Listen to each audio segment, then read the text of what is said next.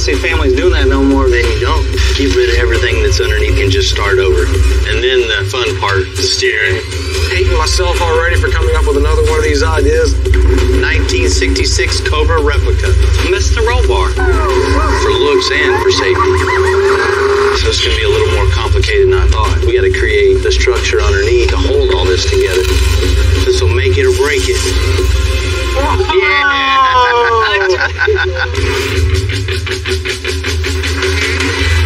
I'm Bill Carlton. I built my first truck when I was 16. And ever since, me and my guys have been out here creating with our hands. Building the biggest, lowest, baddest custom trucks and cars in the game. People don't come here for what they need. They come here for what they want. This is Texas Metal.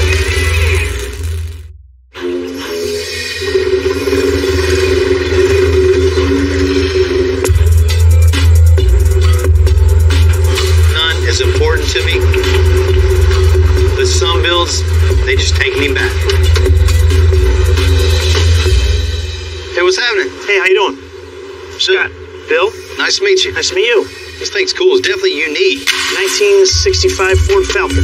My dad used to have one similar to that, man. I learned how to drive down this road, and I was sitting up in his lap, and I remember steering this thing and not going anywhere. Yeah, right. That's about what it is now.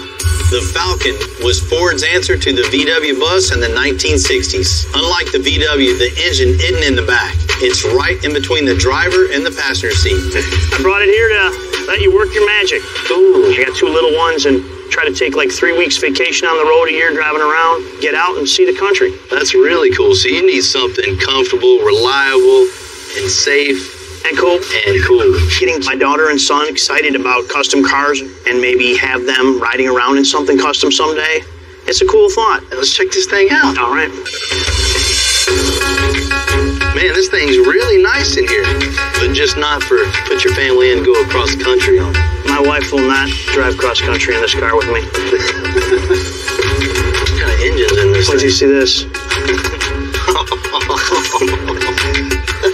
That's definitely not going to cut it.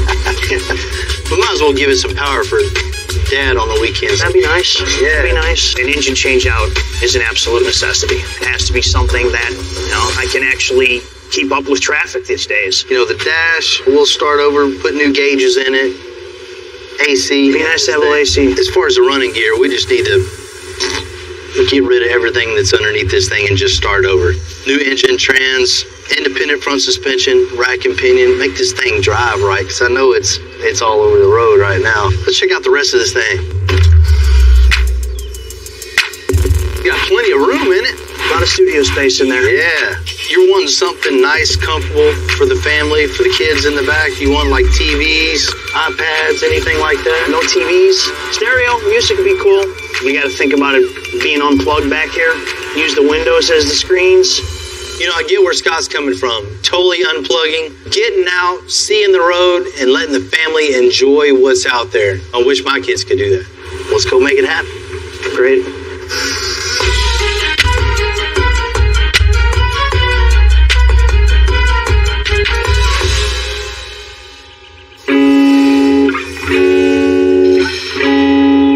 Worse than rolling up to the rest stop and seeing the exact same vehicle with a different family in it. But Scott's got it figured out. A van for the family and a cool custom van for old Dad. Why get something that everybody else has? Customizing a car, a truck, there's a little restrictions, but when you're customizing a van, there's a lot of room for improvement. There's endless possibilities for something truly custom. Come on in, buddy. What is this? Thing's cool, huh? This thing's real cool. Scott is going to use this thing to take his family all around the country. Man, you really don't see families doing that no more, just getting together and hanging out and driving. Then you don't. So we're going to make something really cool, comfortable, and dependable. Something they can take from state to state to state. This thing's got some miles on it. No motor. It's definitely seen better days. We got to change the power plant. I'm thinking it's a Ford truck, so we got to stick with the Ford engine. Let's go with the Eco Boost and plenty of power, super sporty. He'll love to drive this. Hey, check this out, man. See, look at this. Yeah, it needs some suspension work, huh?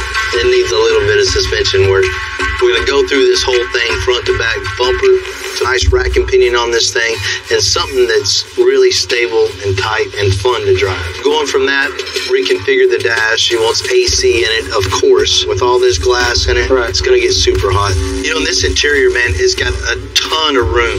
This is going to take some work really dialing it in. So Heath and John really got to get creative, use this space wisely, and make it comfortable for the whole family to be in it. You sure you want to give Heath and J-Live just free reign to do whatever they want here? No, there'll be taco sauce all over this thing. 4 disco balls and 15 speakers right here.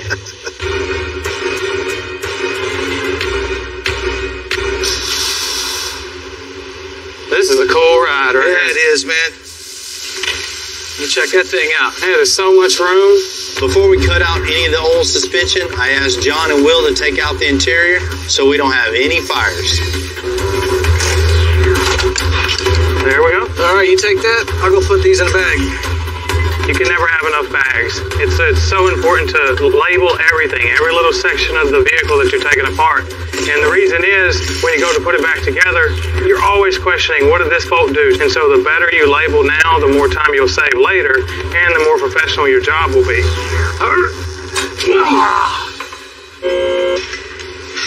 Man, vehicles have came a long way since this was made, huh? Mm-hmm. First thing we're going to do on this is just rip out all the suspension, motor, trans, rear end, the whole drivetrain. Let's have a bare van body underneath this thing.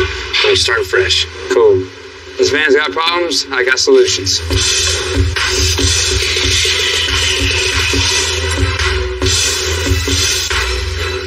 I just got the leaf springs cut out and the shocks cut off. Go ahead and raise it up and this thing should just fall right out. I'm gonna do the exact same thing to the front.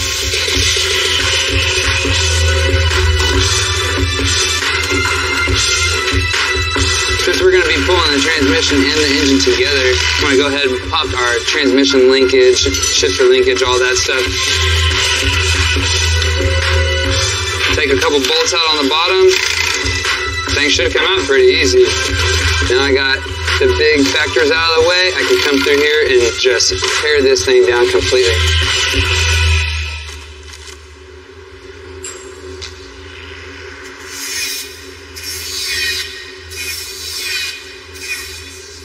Looks good. We're ready to get going on the suspension on this thing. We want this to sit really low, set this thing on the ground with the, we're gonna have to do a notch in the unibody here and build notch plates on this structure. We'll build the notch, we'll get the rear end back in this thing, and we'll start building the 2-link suspension on this. Cool. Make a hole.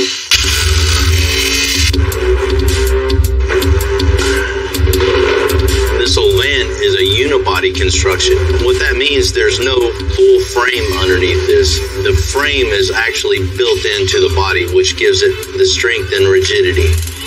All this is in the way, so we're going to start by cutting all this out, get our cross member in, and then we'll go back to connecting it all back together as one. So you see the line, how everything lines up with the top of the frame rail. This is exactly how we want it. Perfect line, straight across. It's going to be level with the top of the frame and the bottom of the frame. Once I get this tacked in, I can cut the bottoms of that off to where they're even with the frame. Now that I got the ends cut off, I'm going to go ahead and make all the pieces to box this in. It's all going to be out of flat bar, same size, same thickness. So I'm going to make everything all at one time. I'm just boxing in the C-notch right now. Just all those pieces I cut out on the iron worker, tacking them in, making sure everything's square and true. And just get this all tacked in, weld it up, then I'll be ready to cut out the center.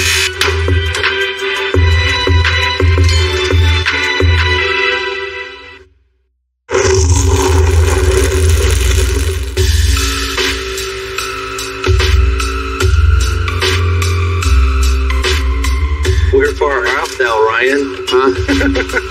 You never heard Romeo and Juliet, huh? That was before my time.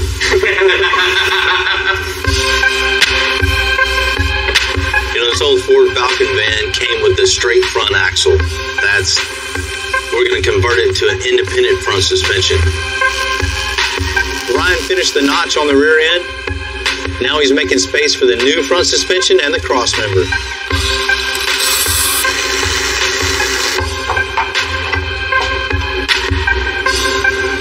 Alright, so everything's cut out and the cross member is marked up in there, but you can see the direction that we're going to take this. So I'm going to piece everything back to this center section. Basically just start off with these pieces, make them connect, get the side pieces in there, tack everything together, weld everything out, and then we can move on to building our steering, control arms, and everything else. You know, when a vehicle rolls up this nice, creativity to focus on the details. Things you might not even realize, we customize. So when we're done, you wouldn't even imagine it any other way.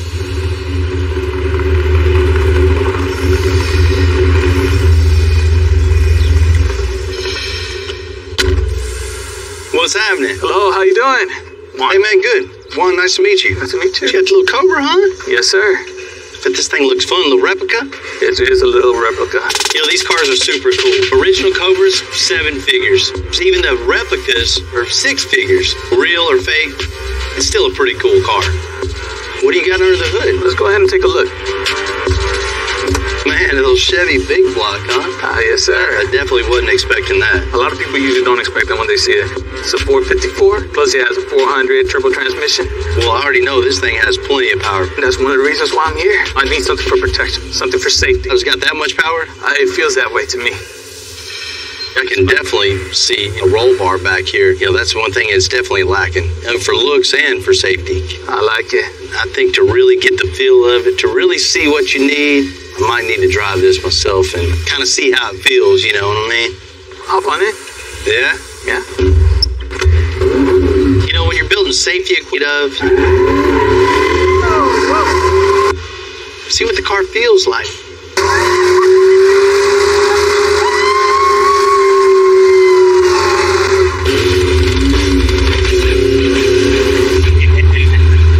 Sure that when I came in, Bill already knew what I was really looking for. Any excuse to get it out on the open road, hey, it's fine by me. This thing rides good, handles good, looks good.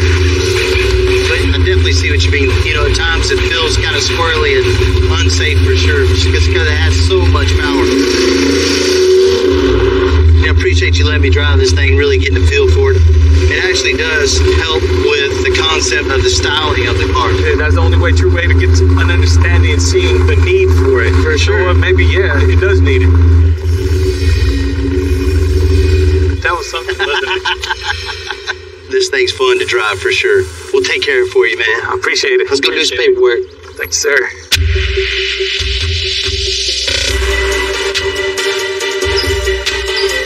You know, when you think roll bar, it's just a straight bar with 2 bends and comes down in protection.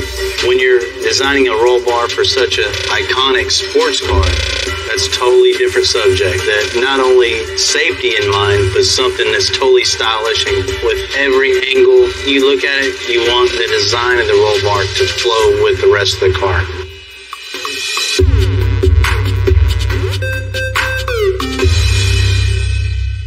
Oh, here it is. It's not bad, not bad. What are we gonna do to it? We're gonna body drop it. Come on. No, man. I mean, you see, this thing's missing something. Missed the roll bar. You know, this has a big block Chevy in it, runs super good. If he's not paying attention, he's gonna need some extra protection in this thing for sure. Definitely. That's a good idea. You've seen the ones with the loop back here, the big bar in the back. We don't want that. We want something that has clean lines with it, something that emulates the front curvature of the glass. So when you're behind this thing, it just matches perfect. And not only from the rear angle or the front angle, from the side too. We want to slope this thing so it all flows together. Once we get it all done, we're going to chrome it too, so it matches front and rear bumpers. So I understand the idea you want to do. How are we going to angle this down to the frame? Man, we're just going to put some plates here and bolt it to the fiberglass so it looks cool. I know better than that. No. You know, I haven't taken all this apart to really see how to tie it in yet. You know, that's what we need to do next. Strip it out and strip the trunk for a solid foundation. Okay. All we're going to do is get to it. Yeah, let's do it. It's kind of crazy. That's what holds the seatbelt on.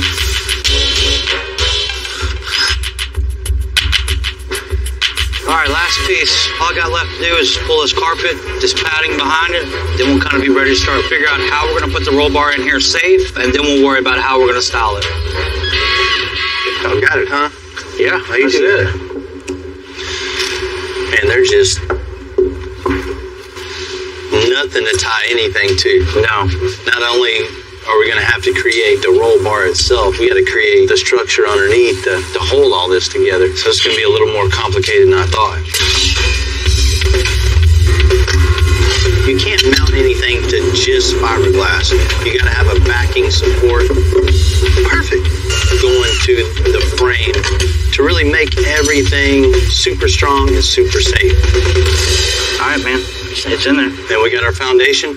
This is going to be, you know, like the cherry on top of this whole car. Let's get this cut. This will make it or break it. Didn't want to put a roll bar way back here in the back. In my opinion, it looks a total afterthought. That looks better already. Right?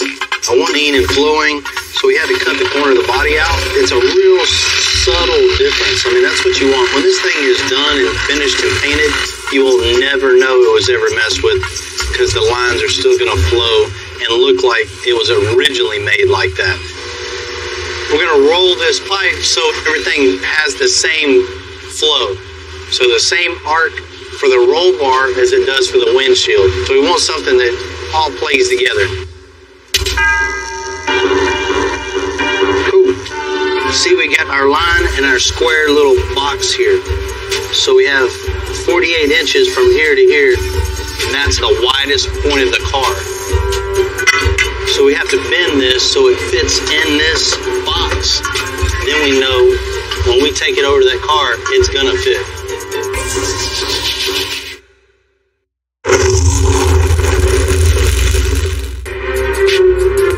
This might be a replica of a 1966 Cobra, but it's got a real deal 454 Chevy Big Block. So the roll bar we're making, it has to protect the passengers above all, while also looking like the Cobra should have from the factory. It's got a pretty damn good flow.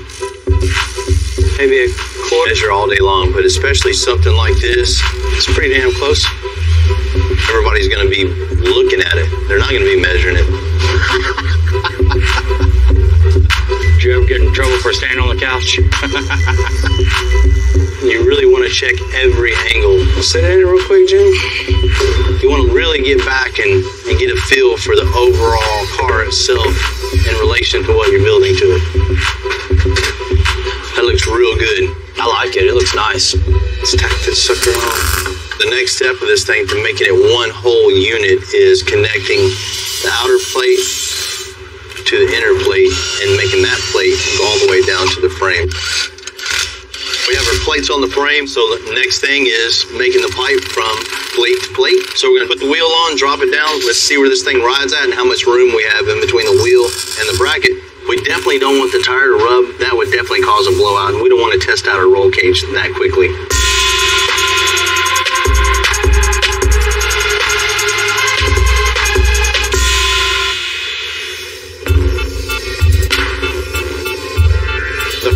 Engine on a 1965 Ford Falcon only had 85 horsepower. On the plus side, it was fairly compact horsepower. That thing's cool. A little 4-cylinder, huh? 4-cylinder, 2.3 liter twin scroll turbo, 300 plus horsepower. Man, that is bad. They're putting these things in the Mustangs, Ford F-150s. Guys at the track are killing it with them. That's the perfect combination for this little project. It is. Watch your ankles. This thing's light enough where we can just manhandle it up in there from the bottom. Scoot it this way a little bit. Which way?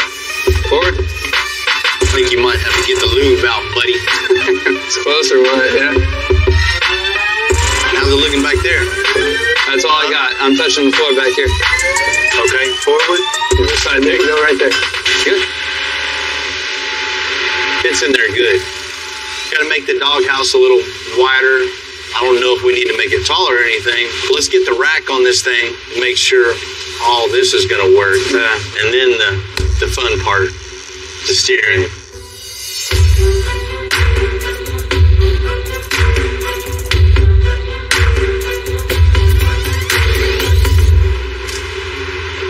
It's looking real good. Got the radiator in, rack mounted.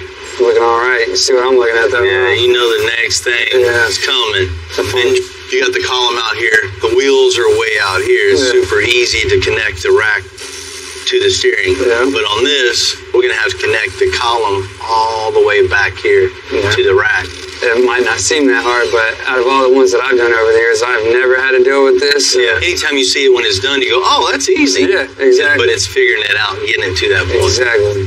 Always like a challenge. Yeah, of course. Let's drop it down. All right. What we're doing right now is just putting the column in its place. So everything needs to be mocked up. You know where everything's at before you can start anything. This is just where the factory alignment was. We put it back in the original spot. So next thing is to lift this thing up and start making the snake. You see how much room we have here is not very much at all. So we got the column as far into the van as possible, but it's still a little too long. Let's cut the end of the column off. All right. And then we're going to drill a hole in it all the way through. All right. We're going to cut you a little piece of the double D. So we'll use this little knuckle here. But we can start with this once it's at the bottom of the column. Ain't gonna work. I've never used a double knuckle like that before, and man, it's just lining up. I haven't either. The main thing you look for when you're figuring out a steering shaft is make sure all the U-joints aren't in a bind. You want it to be smooth, free, and clear, and double knuckle is too many moving parts all at once. There's no stabilization in something like that, so it's just gonna flop all around. So it's one frustration after another, right? Oh, man, you said it.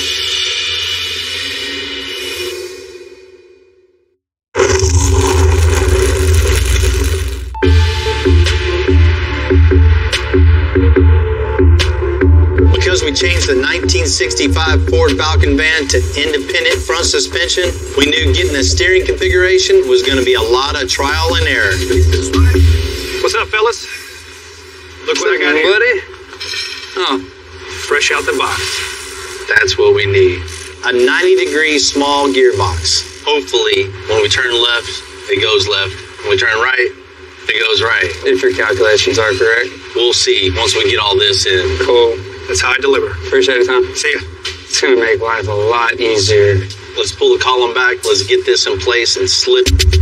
As far as I can go up without taking everything apart. Up towards the bump. Not quite that far. All right, that's it. Hold it right there just a second. Cool, let's make the bracket for this and just continue the snake. I'm making a bracket for this steering box to hold it exactly where we want. Just take a couple pieces of cardboard, make your template, get exactly how you want it, and then boom, go over there and make it in no time.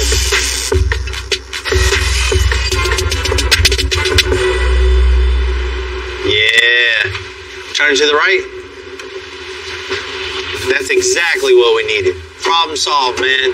I love hearing those words. Man, it works good. Awesome. You know, I was super nervous about how we going to get this to here. Never done that before. It looks simple now, you know, once it's done, but ingenuity behind it, there's a little bit of figuring. Button it up, let's get it to the body shop. Cool.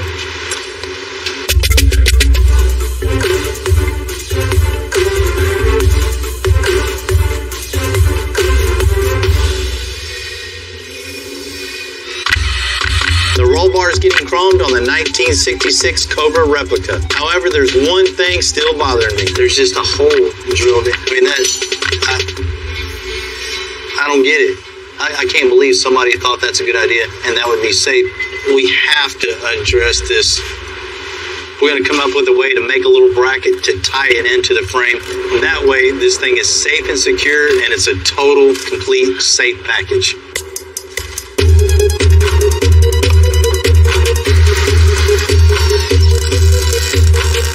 I'll be really comfortable putting a seatbelt on that now. It's not just the seat belts, the seats are also bolted to the fiberglass. So we're gonna fix that too with some new brackets. All right, everything looks good. It's all welded in. Should be nice and safe now.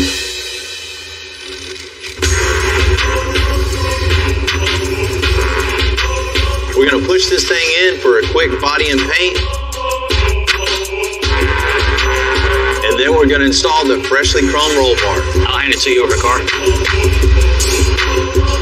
Don't scratch nothing. Why'd you have to make it so perfect, Jamie? We got this build as cool as we can make it. It not only looks better, but what's really important, this thing is a lot safer than when it pulled up. That's how I'd want it for my family, for sure. What's up, man? Good morning, Mr. Bill. How you doing? Good morning, man. Real good. You ready? I'm ready as I'm going to be. I know when you came in, you had a couple issues with that car. The car looked cool, but there was nothing to keep you safe in that thing. We got you definitely hooked up on this. That's the reason why I came here. You ready to check it out? I'm ready. Jamie, let's get it. Ooh, look at that. Man, that's exactly what I was looking for. Classy, elegant, and unique. Seeing the car for the first time, it was like, wow, it's Christmas for me again. Woo-wee. Thank you so much. You're welcome. So you're liking it? I'm liking it. Safety was your major concern on this. We addressed that for sure. Built something not only safe for you, but stylish. Rolled some pipe, made it the same contour as the windshield, and also the same angle as the windshield. We actually notched out the corners of the body itself to give the roll bar a little more room in between the seat and the body. So everything just flows together. I didn't even notice until you mentioned it. I mean, it looks like it was that way already. Right. It's tough to come up with something new on such an iconic car, but as you can see, it's exactly what he wanted. It's all super strong and tied to the frame. While we're underneath the car, we definitely noticed a lot of safety issues underneath this thing. Blew my mind when I seen this. The seat belts were just drilled through the fiberglass body, just holding in with an anchor and a washer, and that was it. Man, we couldn't let you roll out like that. All this hard work would have been for nothing if you would have just been ejected out of the car if something would have happened. You're right about that. I mean, it would have been with this kind of heat, be like scrambled eggs on the sidewalk. So we went ahead and reinforced it with metal, made everything strong, tied to the frame. Now it's really safe. That's why I knew that I had to come here. If you would have seen something that was not going to be done right, you're going to handle it and do it right. Safety was my big concern. Now, I can definitely say I feel safe now. You wouldn't think just a roll bar would give you a different attitude about something. In this case, it definitely does. You feel safer, more confident, and it looks good. I just want to say thank you to Bill and all his men here at Extensive. They did a phenomenal job. They went ahead and they put a bolt right here, so that way the belt is actually on the frame. But now you're safe. Every time I got in the car, I used to be nervous. You don't want to sit on the other side with me? Now I really feel safe. That too.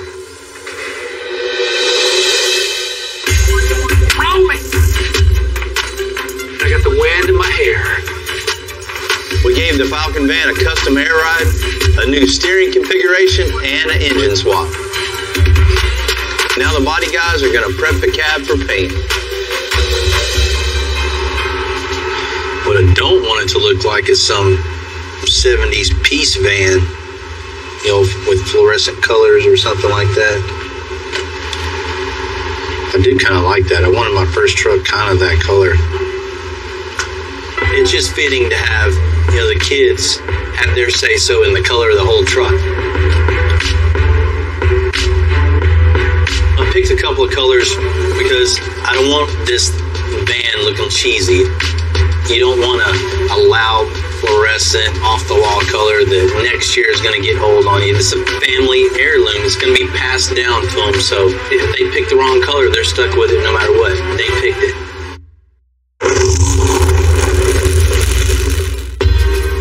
A huge part of the custom world is dads handing down their passion for cars to their kids. That's how we keep this whole thing going. So we just love how Scott's getting it. What's happening? Hi, Bill. Nice to see you. I got Heath here. Hi, guys. Hi, Heath. You guys ready to pick some colors?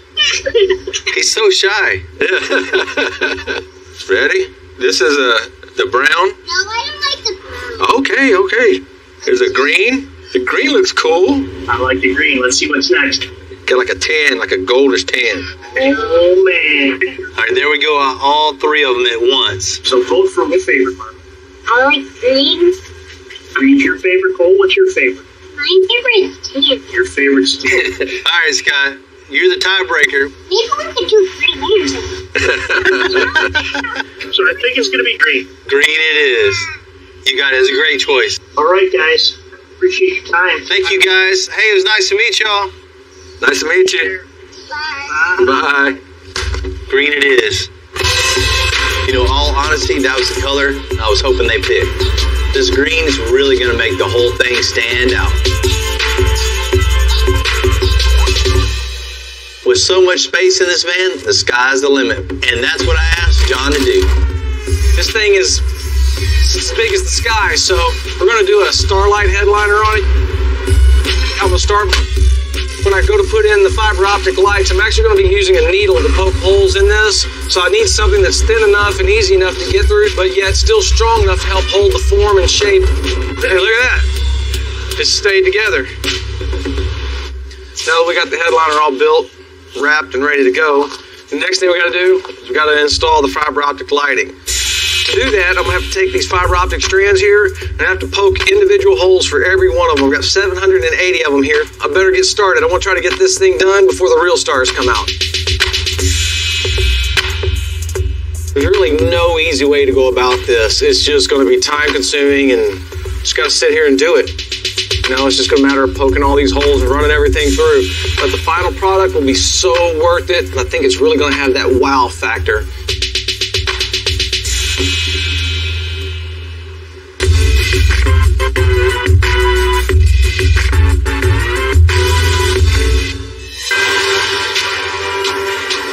Rather than using the old windows on that fresh paint, Chad's going to make some new ones by hand. Okay, what we're doing here is they don't produce a lot of these windows, and it's hard to find one that's in a good shape with no scratches, so we have to make our own. This glass here is actually laminate glass. It's 2 pieces of glass with a piece of lamination, cracks it, it doesn't shatter. And what I'm doing now is I'm scoring the glass to get through the first layer. Well, the glass is really a delicate material, so what I have to do is I have to get in here and I have to break it through. Now what we're doing is we're taking some denatured alcohol and we're softening up the lamination in the center so I can cut through it and get a better finish.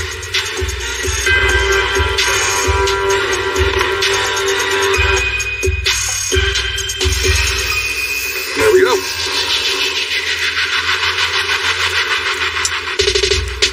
It's time to put it in and see what it looks like. Well, what I'm doing is I'm sitting it inside the lip here, and then I gotta tuck a rope on the inside so I can tuck the lip around the pin flow. And we're locking the gasket in. What I'm looking for is making sure there's no imperfections, and the gasket is tucked nice against the vehicle. It's looking good, so it's time to move on to the next one.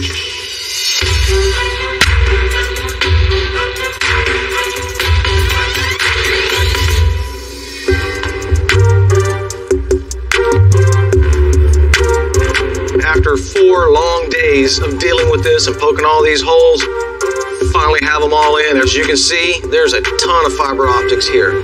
What this is basically, that is cast down through the fiber optics, and anywhere that you cut it off at, as you can see, the ends of it will light up.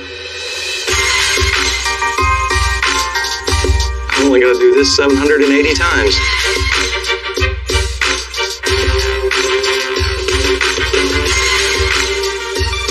About halfway there. 780. All right, let's see what this thing looks like. It's looking stellar, you could say. Kids should love it. That's so cool. Yeah, man, it's gonna be like camping out at night. Yeah, just riding along, looking at the stars. All we got left to do now is get this thing installed in the van and get all the trim work in around it. You know, it's pretty cool. I think back of all the days growing up with my dad, working with my dad. He loved welding and fabricating, you know, and taught me that skill set. And I applied that to the car aspect. Totally opposite. Totally opposite for you. Your dad Was everything into it, but not a welder, fabricator, nothing like that. Me and him are a lot alike. My dad's all in the cars. I would have rather been in the shop with my dad getting dirty rather than sitting at home on the couch. you know, they inspired us and footprint on our children. Dude, my kid's 4 next month, and he's really taking a liking to all this stuff. It'll be really cool, you know, to see him kind of follow my footsteps. That's it. Keep it going. Keep it going, man. The most important part is showing your kids your passion for something. Yeah, it just gives them a little want to, you know what I mean? You gotta have that want to. If you don't care to do anything, you're never gonna be good at anything. Thanks, Dad.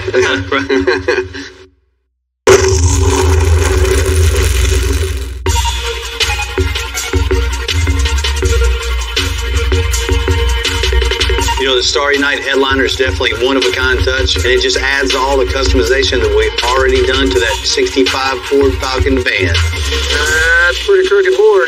When I finished up the Starry Night headliner in the van, I thought I was done poking holes, but as I sat there, I thought about a way we can incorporate the starlights into the seats as well. I think I'm hating myself already for coming up with another one of these ideas and these fiber optics, but it'll be worth it in the end. Got this Peruvian walnut all carved out and ready to go. So what I'm gonna do is I'm gonna take a hand router and create the pocket inside of it. You know, with this thing being handmade, it really looks like it belongs in a 1965 Ford Falcon van. You know, back then, there were still a lot of the cars that were handmade. Now I have to drill 200 holes to run my fiber optics through. I was talking about how I thought I'd learned my lesson on the first go-around with these things, but no. Just going to trim these back. Yeah, I think it's going to be a really cool effect having them in the seats. Kind of seamless all the way from the ceiling into the seats. That's something I've never seen before. So next thing I got to do is pour the epoxy. I want it to match the seats. So I got some dye mixed up to match the leather in the van. I'm going to take my epoxy and get it mixed up. We'll get the color in it, and we'll pour this in there and let it dry. The trick here is to make sure to not overfill it, so just kind of evenly distributing it. You definitely don't want it running out all over the place, so. All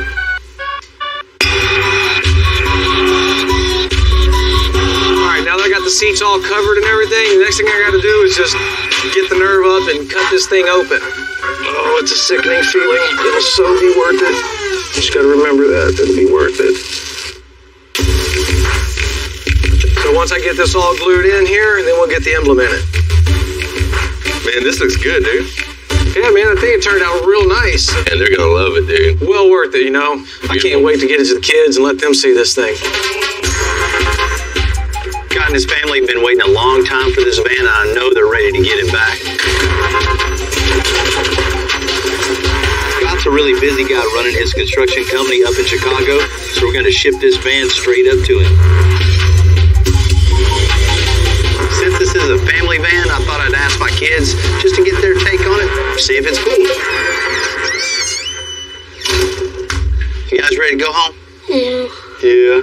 Been working hard today? Yeah. Hey, before we go, I want you to check out something. We just built a van for a customer in Chicago. We got to ship this thing back. But before we do, I want your guys' opinion on this, see how good we did. Okay, let's go check it out. Can you see it? Yeah, let's go do it. Come on. Come on.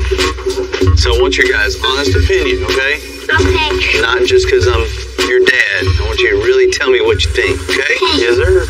We've seen a lot of like what our dad does around here. He just never really asks for our opinions. This must be like a pretty special one. John's bringing this thing out right now. It's going to be here any second. You know, the moment of truth, I hope they like this.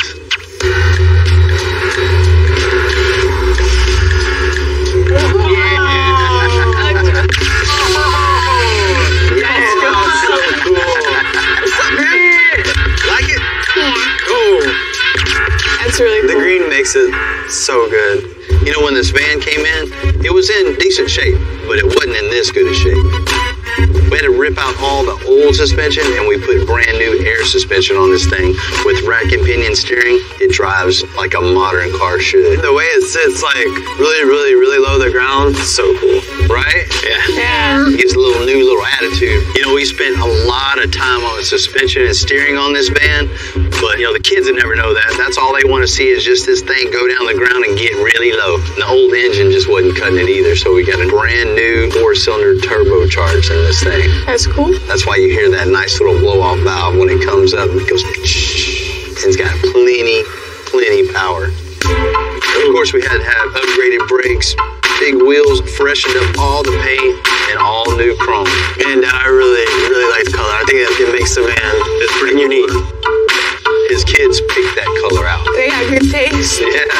You know, I spent a lot of time on this interior thinking about my kids, his kids, me personally. I love it, but I can't wait to see what you guys think about it. You want to check it out? Yeah. Check this out. Oh. That is very. I like the lights. The stars make that so nice. John's got a lot of time in this thing. I spent at least a week poking holes and running lights. By the end of it, I was done with it. Right. It looks worth it. It was well worth it. Yeah. I'm very happy with it. That being in this van made it 10 times cooler. That's stuff we don't see every day in a van. You guys get in there and check it out. Yeah. Heck yeah. They're really comfortable. Right? Yeah. I love how many windows there are. The lights look better up close too. You know, you guys are so busy looking up there, you didn't even notice there's no TVs and no screens anywhere in here, right? The whole point of this is family time. Yeah. Just being focused on family and the trip and spending time together and not on your phones or, you know, watching a video. I think these guys' kids are definitely going to enjoy having lots of fun adventures and trips in this van. I'm already jealous that they get to take a ride in that. This is my favorite car that you built. Really? Yeah. I guess we did pretty good, John. That's why you gotta make us one. John did most of the work. I got my kids' seal of approval, so I know Scott's kids are definitely going to love this van. You know, look at the overall van, the interior. Man, I love this little van. And Scott, I can't wait for you to take your family on the road and really hear about those trips you're going to take together. If you're ever road tripping through this, Nobody would have ever said the first builder did that. It would have been on extensive. Where to begin? man, what do you do with this thing? Party, we go to shows. Yeah, this just isn't keeping up. Let's get crazy, all right? Ice, beer, food. This thing's gonna be so loud that it's gonna slap them right in the face. Oh my God. Man, that's crazy. I love it. I'm Bill Carlton. I built my first truck when I was 16. And ever since, me and my guys have been out here creating with our hands. Building the biggest, lowest, baddest custom trucks and cars in the game. People don't come here for what they need. They come here for what they want. This is Texas Metal.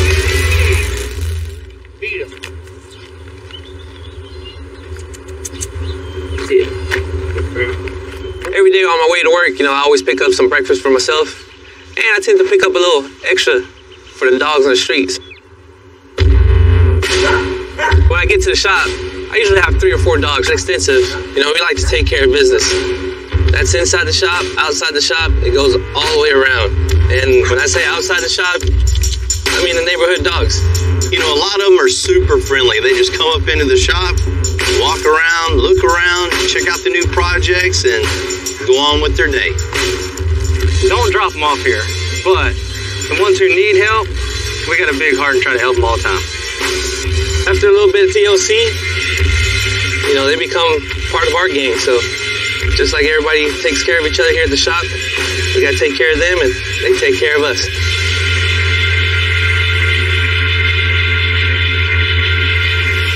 My friend Dorian owns PSE, our diesel guys, says he has a customer with, a truck that has a few little issues. So today we're going to get it in and check it out.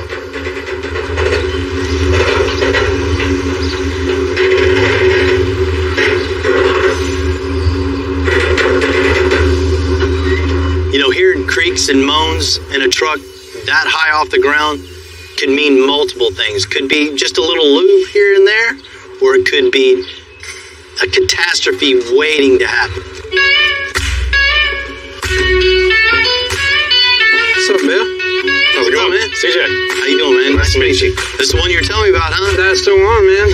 Man, it looks good from here, but you got some problems underneath. A lot of problems. It's all yours now. Well, man, let's check it out. Yeah, I'll let y'all talk. Let me go talk to Rudy. All right.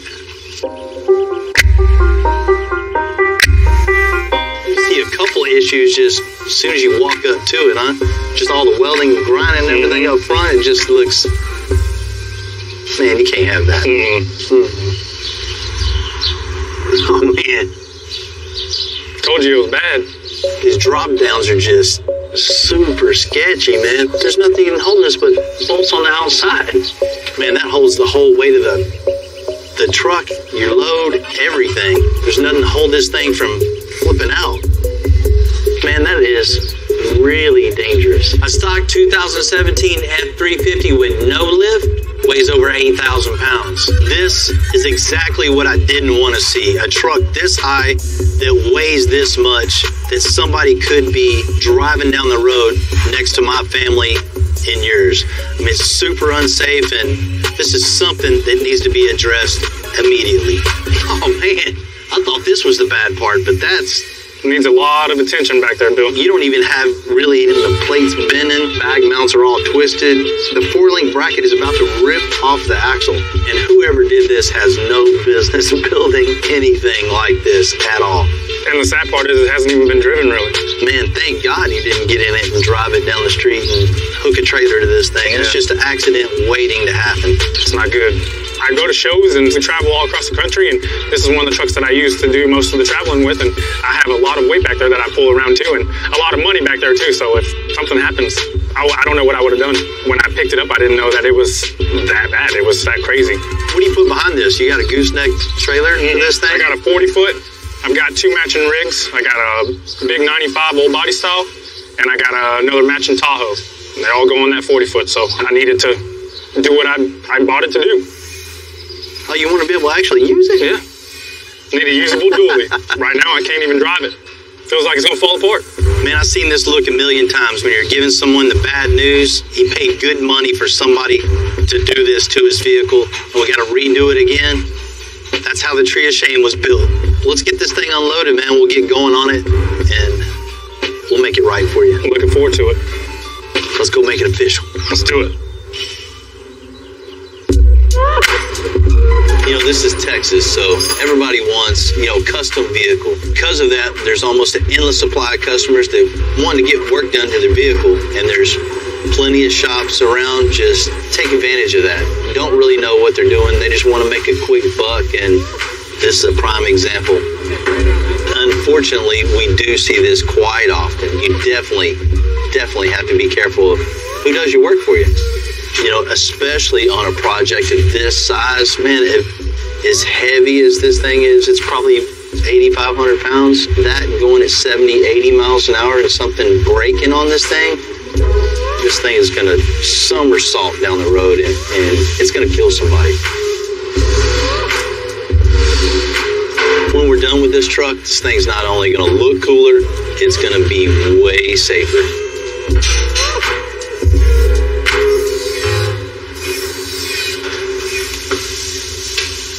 I didn't know Fisher-Price made lift kits.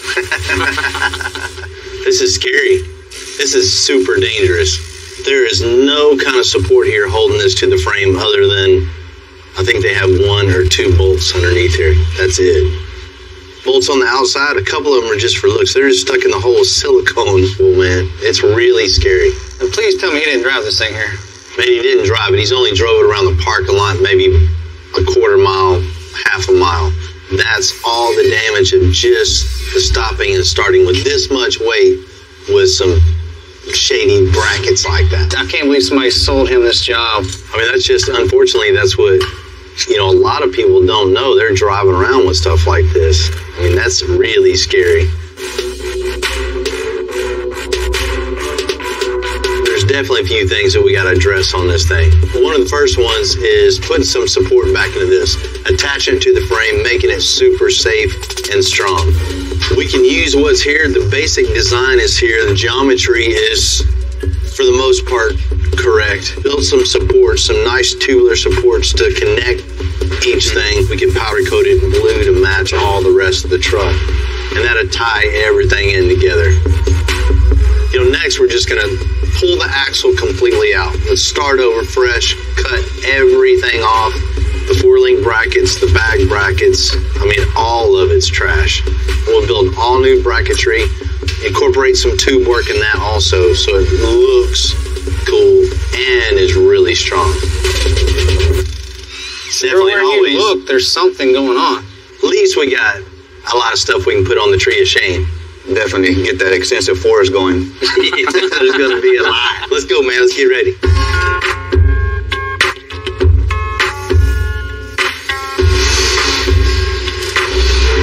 Alright. First thing we gotta do before we lift this truck, we gotta release the air pressure out of the bags. Like that.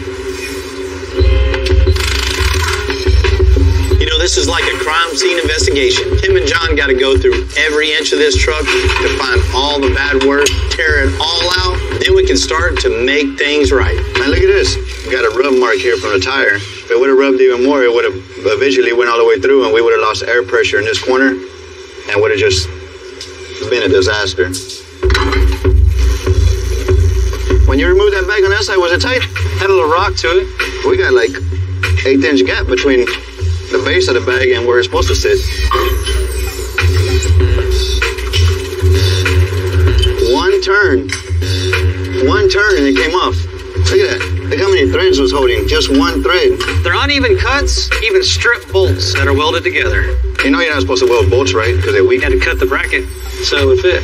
You got a weak point on top. Might as well make the bottom one weak too, huh?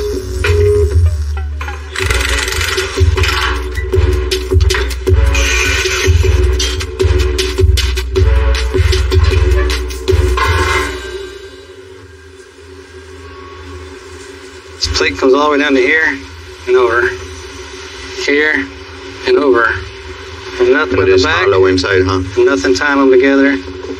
So all it is a big prop bar just peeling that middle away. You see, that's why it's ripped right here and right there.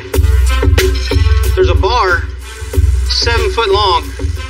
When that bar moves up, all it's doing is peeling this back like a tin can. This is the weakest point right here. It's just gonna start peeling that metal up. Where to begin? In order for John and I to even get started on this rear end, let's cut everything off of it that was done before, go back to stock, start over from scratch, and do it 100% right.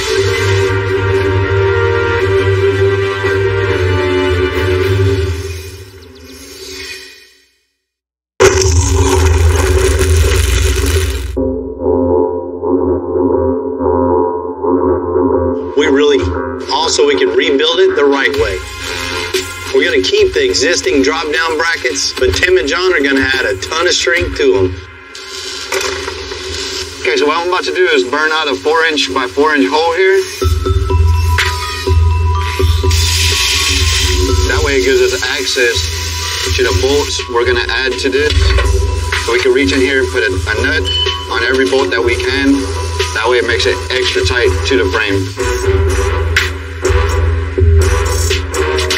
When we tore this down, there was a big gap between the bracket and the frame. There were still little gaps, so we filled it in with flat bar. Now that that's filled in, that gives it a solid mount. We bent this piece here, bolted to the frame, then we'll weld it all the way down. So what it's ultimately going to be is a cradle that sandwiches a frame, and have bars in between that make it 100% strong and sturdy. Working on a previously customized vehicle is a lot more work to go back and fix than something you just start from scratch. Righting a wrong, in this case, a bunch of wrongs, have been a big part of my business. On the other hand, I like the challenge. It keeps us on point. Yeah, always ready. And good thing too, because we're always getting calls, come on over, we need some help.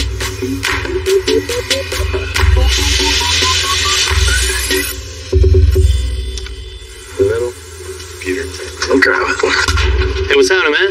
Oh, hey, what's up? Phil? Eric. Nice to meet you, man. This yours, huh? Yeah, this is mine. Man, what do you do with this thing? Party, we go to shows. Yeah. And, this just isn't keeping up. I got the trailer down in Florida. It pulled into my booth. It was pretty cool, towed behind this cool van. It was my birthday, had the for sale sign on it. Gave a little nudge to my wife, and here we are. You just need something just to wake this thing up to draw the crowd over to Right. Your booth, huh? Exactly, yeah. What I want it to be like, is when we show up, it's like, stealth has arrived. This badass trailer that we get ice, beer, food, everyone's hanging I out, don't see any place here for any ice or any storage or anything right here. Just No, it's pretty blank right now. Man, I love the idea of a party trailer. I mean, the basics are here. We just got to expand upon it and make something over the top and just cool. Man, we can definitely wake this thing up. Like this grill, man. This was... Did you find this? Yeah, well, it fits, so I put it in there. Carry on this thing. You got a party trailer, you got to have music. You got to have a lot of music. And maybe even some air suspension on this thing. Something where you can raise and lower when you're going off-road. We can get crazy with it. Yeah. If you're down for that. Yeah. Crazy is what I want. Let's get crazy, all right? Whatever it takes to make something cool. I want people to come up to our booth. I want to be able to hear what's going on. I want to be able to project that sound. There's drinks, there's food, people hanging out, music. I mean, this is going to be awesome. Yeah, let's do it. Go all out, Man, let's get this thing going. Let's do it. All right, sweet. All right.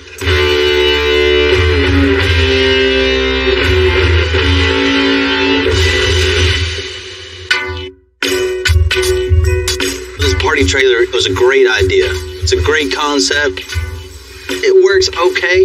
It draws some attention. But we're going to take this thing and just draw a lot of attention. This thing is going to be not just something people are going to talk about. Wherever show it's at, wherever event it's at, people are going to want to come see this in person. On a vehicle, you got to work around what's there. There's all kind of parameters to work with. Something like this, you just have a good time. Only restricted by your imagination. And we're going to let our imagination just go crazy on this. You're creating a party and...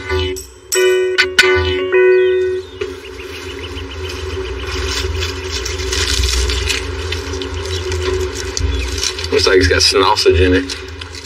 Mine's better than yours. Need a cerveza. Need something.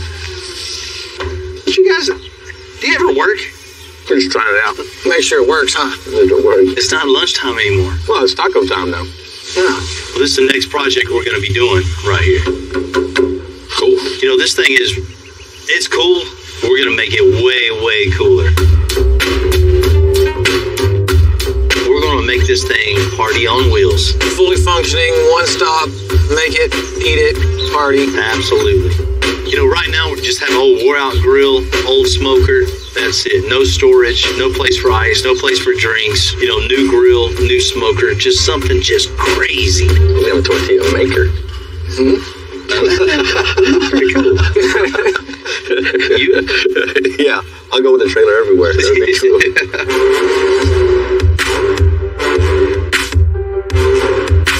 Next problem this thing has is suspension. This thing's almost riding on solid axle. We're going to put air suspension on this thing too. Going to car shows, events, and you know how loud some of those events get. So we want this to be the loudest. Not only loud, we want the lighting, we want cooking, eating, the total experience. Cool, man. After this thing gets the suspension down, we can go to town. I see a bunch of tower speakers around here. We got room in here for a few subs. We can get in here, play some nice lows out for everybody. Yeah, fire right out the bottom. Like maybe some acrylic on the top. You can light it up. And we'll cut cup holders into the acrylic. That's an awesome idea. We were told to go crazy, so that's what we're going to do is go crazy on it. Let's make something just totally off the wall. I think we got it. We've done a couple things. We'll be all right. All right. I'll finish my taco.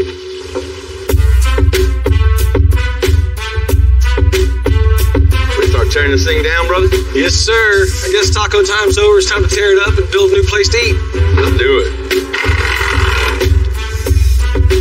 Going to? Hey, easy, buddy. Right now, we're going to go and pull all this wood out of here so Bill and the guys can do what they got to do. There it goes. Easy enough. Wow.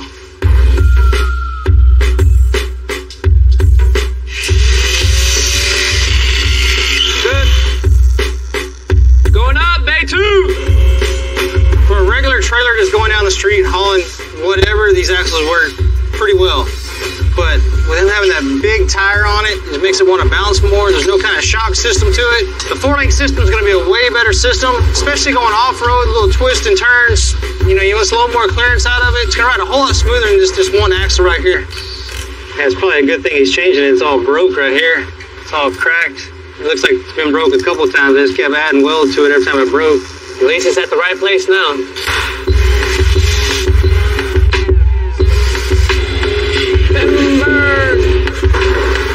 It's not even that heavy. No wonder it was bending up. Yeah. Heads out.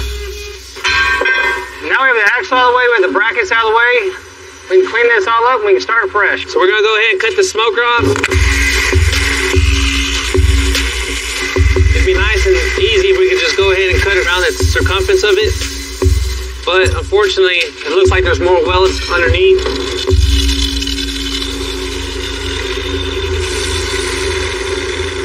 Hope you got a smoking good deal on that one. This thing ever smokes.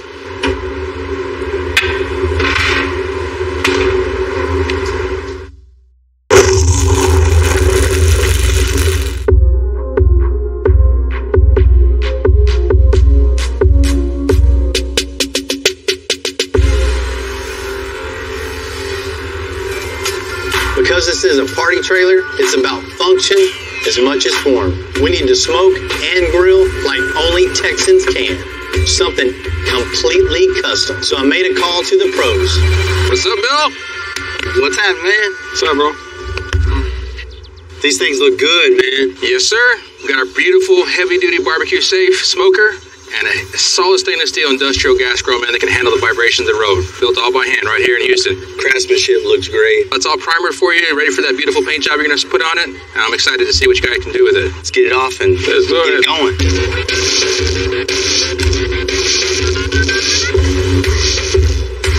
Time to get to work. Yes, sir.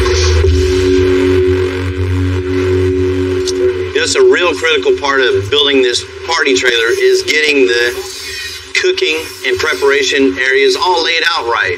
We got some really cool custom grills made for this thing, and super important.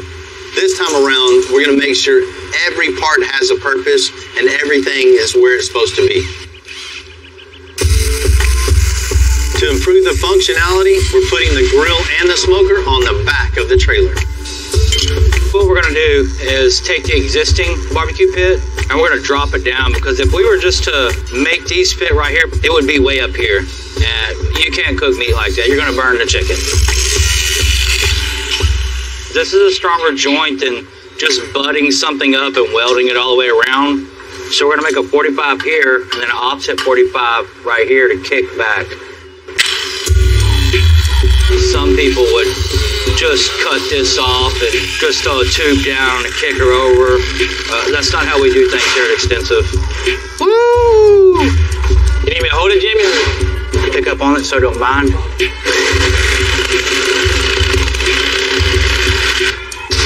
Oh! I was just gonna get a hammer. That works too. We're gonna use 3x3 steel so it'll hold up all that weight.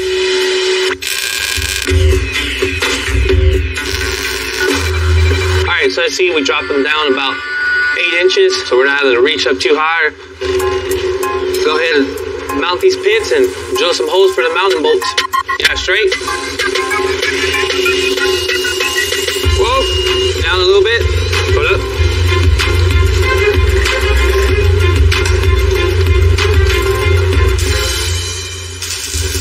That looks good, huh, Jamie? Looks nice. Step down the frame. Everything. It's gonna make it super easy to cook. Perfect height, yeah.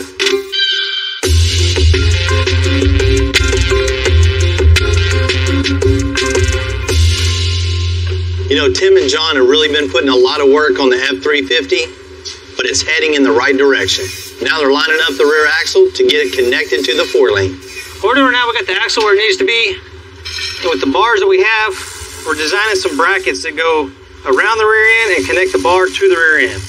So right now, John's just kind of sketching something out. We'll give it to Rudy. He'll burn us 4 of them out. We'll punch a hole in it and put them on the rear. Looks good. 4. Good beef jerky.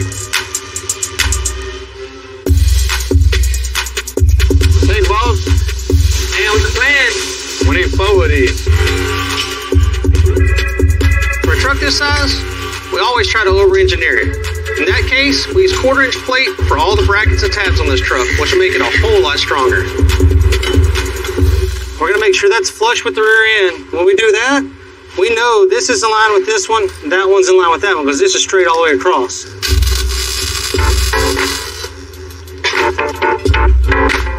We always want to double check all these measurements to make sure everything's 100%. When you look at this tire, it'll match that tire perfectly and they'll track together all the way down the road. If not, you'll get it tracking like this, and you'll see the back end of the truck either going that way or that way because the axle's not exactly centered. The reason we weld the insides first before we box it is it makes it a lot stronger. There's a lot more weld to the axle. A lot of people will make these already boxed in, and they'll place them on the axle. Well, you can only weld the outsides. You cannot get to the inside. So we like to do it like this, so it's stronger.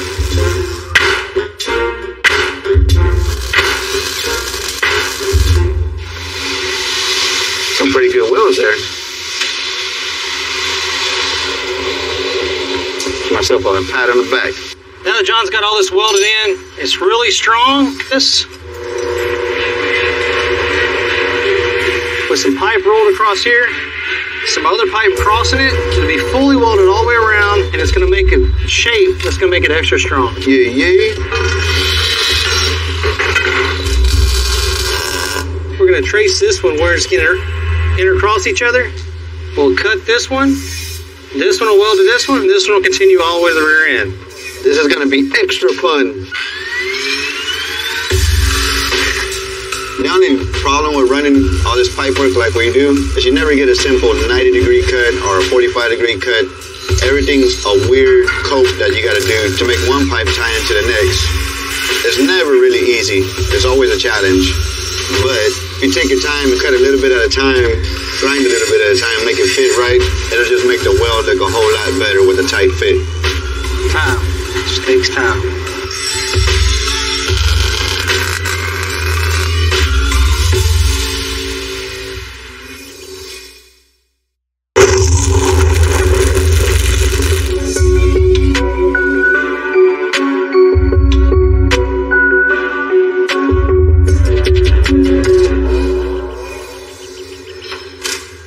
Really rough shape. We replaced all the old sketchy rear metalwork with a brand new rear suspension.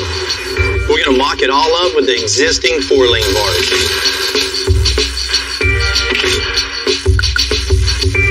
That looks like shit, man. Hot thread here. This bar is not only short, it's also bent at the end. From a splice. I guess they ran out of material spliced. I mean, that's one thing you don't do. Is splice a 4-lane bar. If we'd have left this like this and like this, nobody would have ever said the first builder did that. It would have been on extensive. So we can't have that. We got to make it look right and perform right. So what we're going to do is go ahead and build 2 new upper bars for this. You see right here where this one's all bent. They had this much of one stick left over and then this much of another stick left over.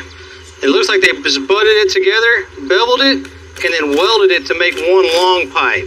The way it's welded together right here, it gives it a point to where it's been heated up. It could be brittle, or it could just break off altogether because it won't hold. So we don't want to take a chance in something they spliced together. So we just went and got a whole new piece of DOM. That's going to make it what we need, as strong as we need, as straight as we need, and it's going to... These are our new weld-in bungs. And the weld will go from there to there, so when it gets powder coat and everything is done, it'll look real nice and smooth. Perfect. All right, John, weld it out.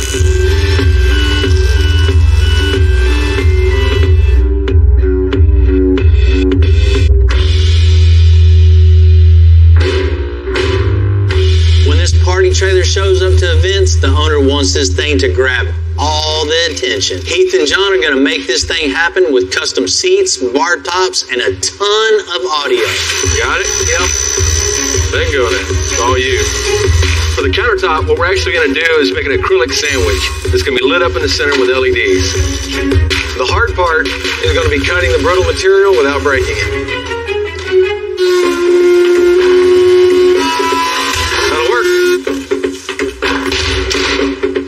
lining up on this corner? Yes. Well, then we're there. The last thing we have left to do is to cut out the opening for the ice chest. Got this piece of MDF cut out as a template. Look at that. All we gotta do is transfer it into plastic now. Nice. The top, so we can get the lighting in it. I'll use the black plastic as my template. Just follow my plastic around and it'll be a perfect copy of what I've already got. Continue the process all the way down as we get all the pieces made. Once they're done, all we're gonna do is get someone to come clean up our mess. Yeah, good luck with that. All right, see what we got here. Nice. We decided to go with these boat seats. They can handle any kind of water, any rain, any mud, so that'd work out pretty good, but we can't leave them alone. What we're gonna do is we're gonna take the company logo and we're gonna put this on a piece of acrylic and light it up, mold it into the back of the seat, and that'll look pretty cool. All right, we've got all my badges made. So the next thing I gotta do is I gotta take and attach them to the back of the seat. So I'm gonna use some 1-inch PVC, attach it to the inside so that I can screw into that and not into the frame of the seat. I'll attach the badge to it, and these are just gonna be some transfer marks. When the filler hits them, it'll pick up the marker, and then when I pull it off, that line will be in the bottom of my piece, so as I'm sanding, I know to come up to that line and stop, and that keeps everything straight. I worked at a trade school for probably almost 10 years, and one of the hardest things was teaching them to sand. Anytime they looked at sanding, one of the hardest things to do is just kind of get in your head and know that I've got to sand this.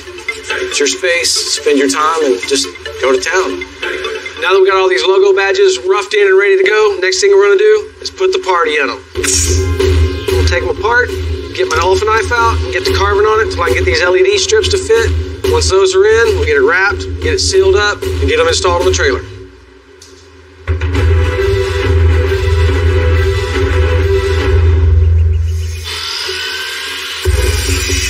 When Bill brought us this project, he told us one thing.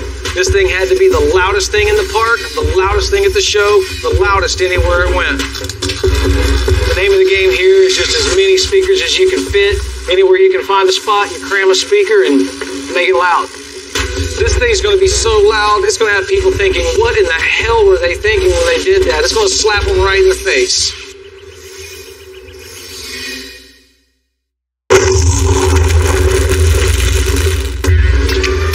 You know, the bar top and seats, they're done. And we got the party trailer back from Powder Coat. We just got to hook everything up, and it's tailgate time.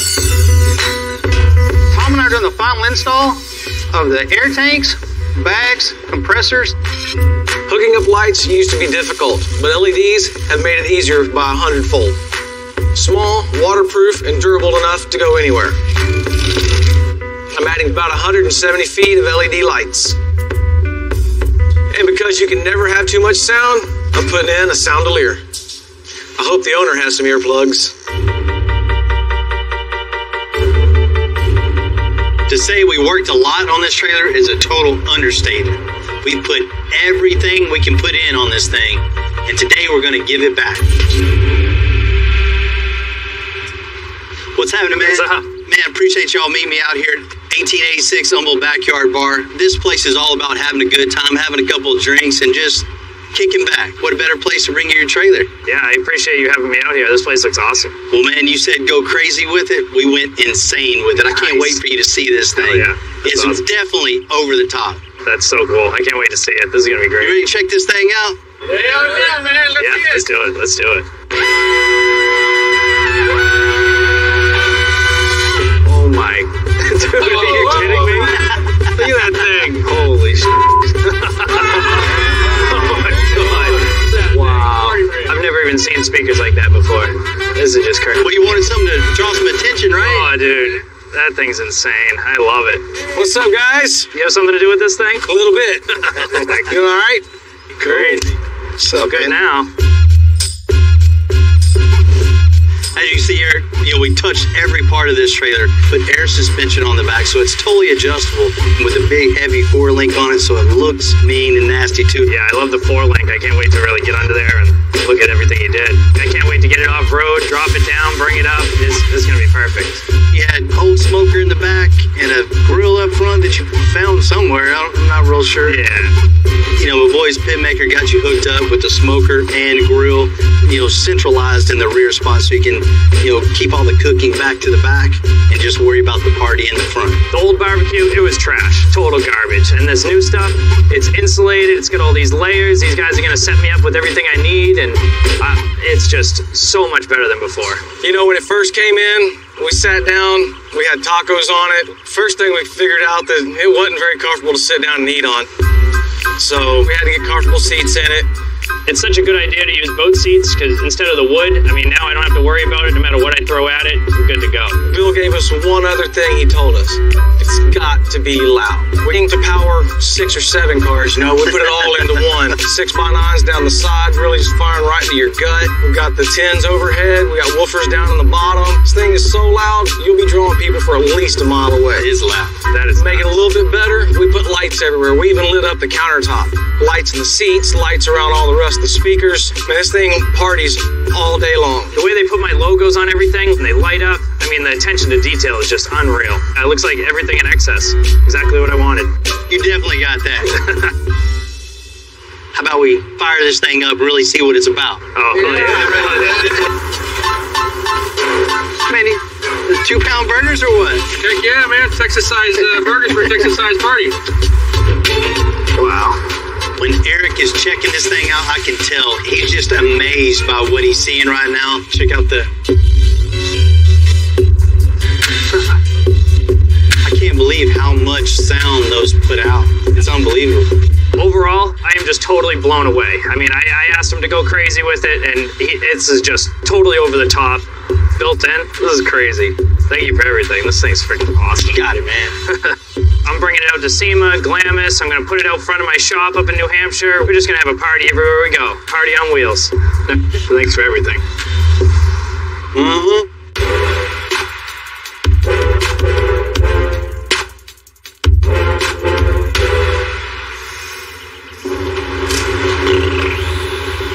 The front suspension on the 2017 F350 is in way better shape than the rest of it. But we still have to clean up the shoddy metalwork before we even think about sending this out with our name on it. All we're trying to do here is knock the high spots out of it. We're not trying to make it smooth and grind it to where it's going to be paintable. They're going to come back and put some body filler on it and be ready to paint. Well, Tim did a great job grinding it off and cleaning it up for us. The next step that we will do, we'll come down with some Bondo. One nice trick that I've learned is for curves like these, you might just rub the Bondo on your finger like this, run it across, and you get a flatter surface that blends into the curve. And there comes the sanding next, which I'm finna start off with 36 grit, and then come back with 80 and finish it off. Now we're getting ready to prime it. The good thing about the primer is you'll be able to see some of the imperfections that are around here. Scratches from the 36, stuff like that will have to get addressed again. So there's no going back. Here it has to be done right, no matter what.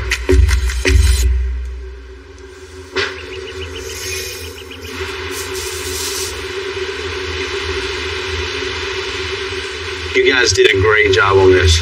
This thing's looking good. Ready to blow this thing apart and get it painted and coated, huh? Mm-hmm.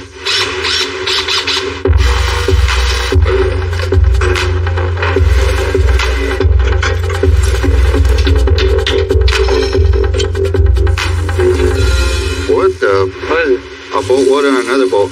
Just when I think I've seen it all. This bolt's function was to hold this hanger to the frame, but I don't know what that bolt's function was. That's something new to me. That's custom. I guess we got a new berry for the tree. Now we got everything stripped down. We're gonna send it out to powder coat, send the rest of the body work. In a couple days, we put it back together.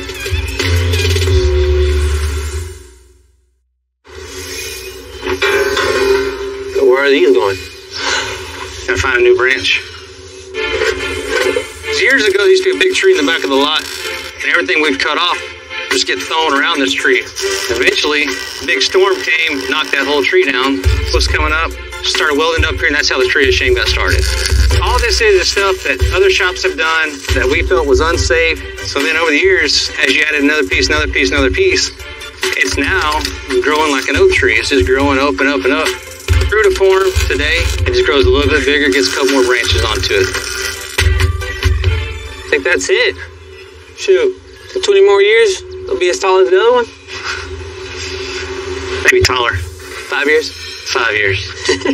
All right, well, shoot. Let's get back to it. Bring this in. Got that, right? I know somebody got that.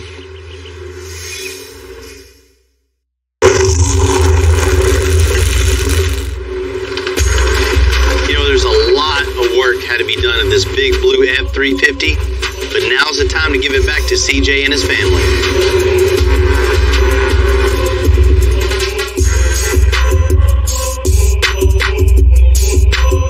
Art Museum. It's a cool spot, huh? It is. I like the murals and everything, but you gave me a call and I don't think we're here to look at paintings.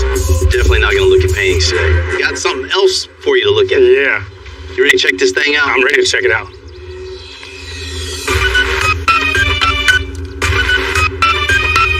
CJ has a whole 350 to join the team. It's hauling! Man, that's crazy. I love it. That looks good. Hell yeah, man. God. I know it's been a while since you've seen that. It has, man. That looks so good. That is a killer setup. Killer setup. That's going to look awesome at shows. Hey! Hey! My wife's here. Surprise. What a surprise. Awesome work.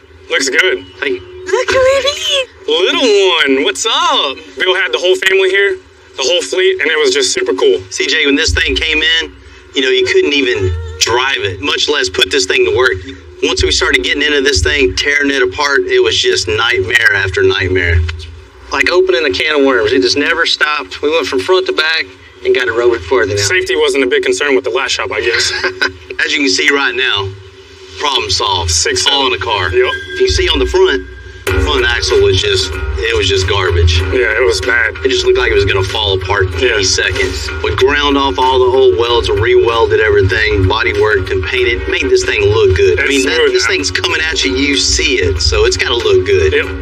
And from that, you see the new 4-link bars going all the way back to the new bracketry on the axle. They had spliced together 4-link bars. Get that out of here. Yeah. That's all on our tree of shame. Yeah. Looks good. So we got it all bolted to the frame nice and strong, and we have tube work underneath there, connecting from side to side. Not just, you know, strong to do its job. It's got some style to it. Definitely.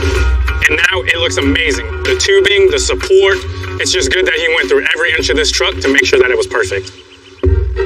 As far as the rear axle, we just started fresh, cut everything off, welded everything up, and just made you some cool bag mounts, 4-link mounts, and it's all artwork. It's a piece of art underneath there. And now we get to haul with it. That's it, put it to work. You know, looking back on this project to see how bad it actually was to where it is now, you know, having to rebuild all the underneath of this thing to make it safe for CJ and his family, you know, it's just something we had to do. We had to make sure it's right. Bill, man, you killed it. From the suspension, everything you touched, amazing work, amazing work. I get to haul, my family's safe in it. I couldn't be happier, man. To be able to use this truck and have my family with me on these trips is awesome. I feel safe, and I have a very reliable truck to get from my house to each show. You know, most of the time when you're building a project, you start fresh. You know, this project we get in A to C and ended up going all the way to Z. I mean, there's a bunch of hidden issues that we had to address. I mean, that's what we do. Make it safe, make it cool. We got to redesign everything.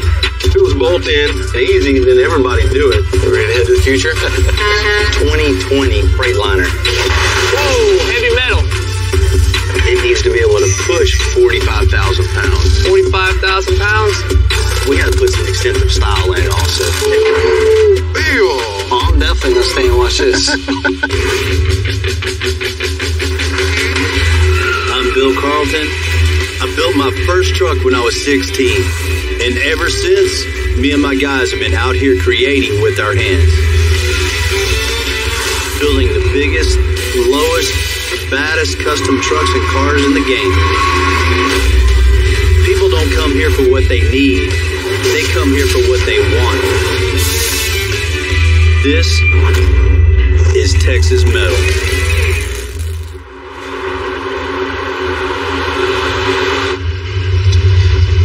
a school right up here on the left. I went there the first year it opened. I was in 8th grade there. This old record's been with me a long time. You know, it's a tool for the shop. I spent a whole lot of time driving it all over Texas and even farther than that. Unfortunately, it's starting to show them years. Can I go? Can I go? It's time to make a change. And today's the day we're going to do that. We're going to get a brand new record.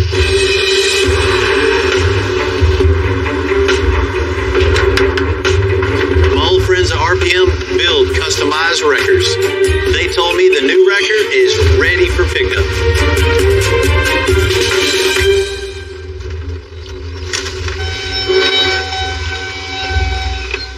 What's happening, man? What's up, Bill? You doing all right? Yeah. I really appreciate you taking this thing on trade for me. We got you. We'll get her fixed up and find a great home for her.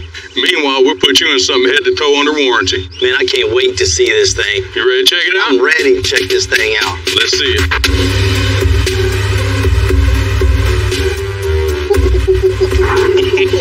That thing is bad. I've never even seen one of these on the road. First one we built and you got it. That is cool. I wanted something bigger and meaner. And this brand new 2019 Chevy 5500 has way more bells and better. I can't wait to load something up on this thing. Yeah. So we got you the 21-foot bed, stationary pylon. That stationary pylon so it doesn't move, because we never know what you're going to be doing with it. The new frame that they gave on this 4-door is real low to the ground, so you won't have to throw a lot of boards to get your low-profile cars up there. You know I like it low. Oh, yeah. No, that's right. Brian, that's what I've been needing, man. Something really reliable, and it looks really cool, and I really appreciate that. No problem, Bill. And, man, you take this one, and I'm going to take that one. Thank you. I can't wait. It's like Christmas. Like I'm 10 years old again, and Santa just came. I'm always looking for ways we can up our game. And this little upgrade is going to make a big difference.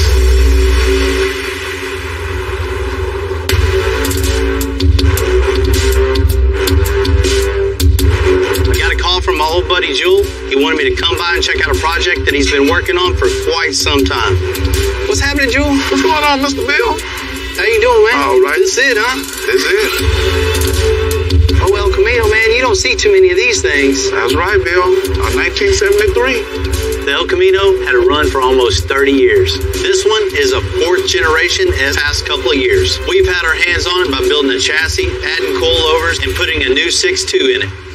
So I know you already have the chassis done. You already have the engine in this thing. What color is it going to be? Black, shiny black. Man, that's going to look good. That's There's right. only one thing left.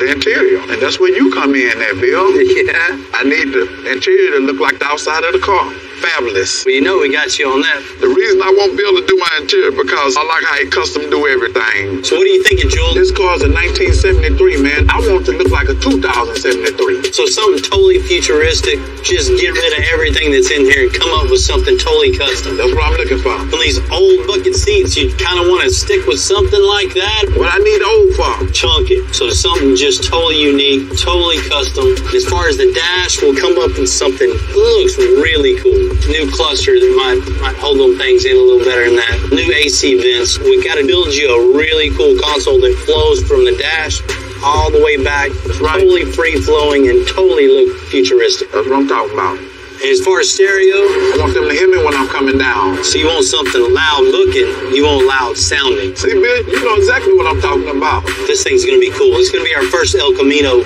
interior for sure. I'm ready. As soon as they get paint on this, have them drop it off, we'll get this thing. This has been a big project for Jewel. It's been years to get just to this point.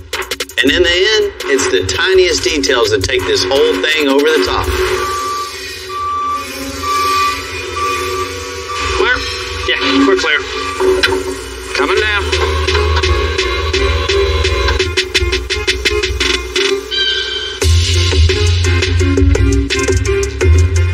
You know, El Camino is kind of the oddball.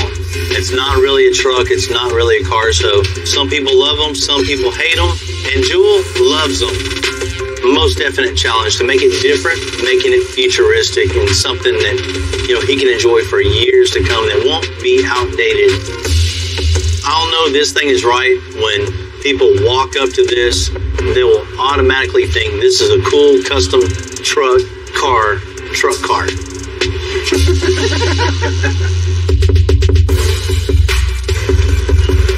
Man, I kind of like these El Caminos, man. They're cool, dude. Man, I'm not a fan of them. I mean, come on, make up your mind. Do you want a car or do you want a truck? Pick something. That's what I'm saying, though. You can take it to church, look cool, and then still put your goats in the back. Oh, buff man. Oh, here he is. Well, you guys know what we need. A lot, yep. This thing can be cool. You know, you want something relevant and futuristic that can stand the test of time. What do you mean futuristic? This thing is a 1973, and he says he wants a 2073 interior. All right. He don't want the same old seats, the same old console, and the same old dash that everybody else has. So we're going to hand make a brand new dash and a console. Instead of gauges, we did kind of like a Tesla. You know, has a big touch screen in the middle. We can have all your functions for your media on the bottom and then the gauges on the top part of it. Cool. It just sets this thing apart from everything else. So we got to redesign everything. Headliner, carpet, seats. What do you mean seats? These seats are futuristic. Check this out. It doesn't get any more futuristic than this. No matter how many tacos you eat, you can always get in. And not only just something that looks good, we want this thing to sound good. I mean, behind the seats, plenty of room back there. Have room for whatever you can dream up if there's room. I know you guys won't disappoint, man. Nah. Never. You ready to head to the future? 2073. Let's get it.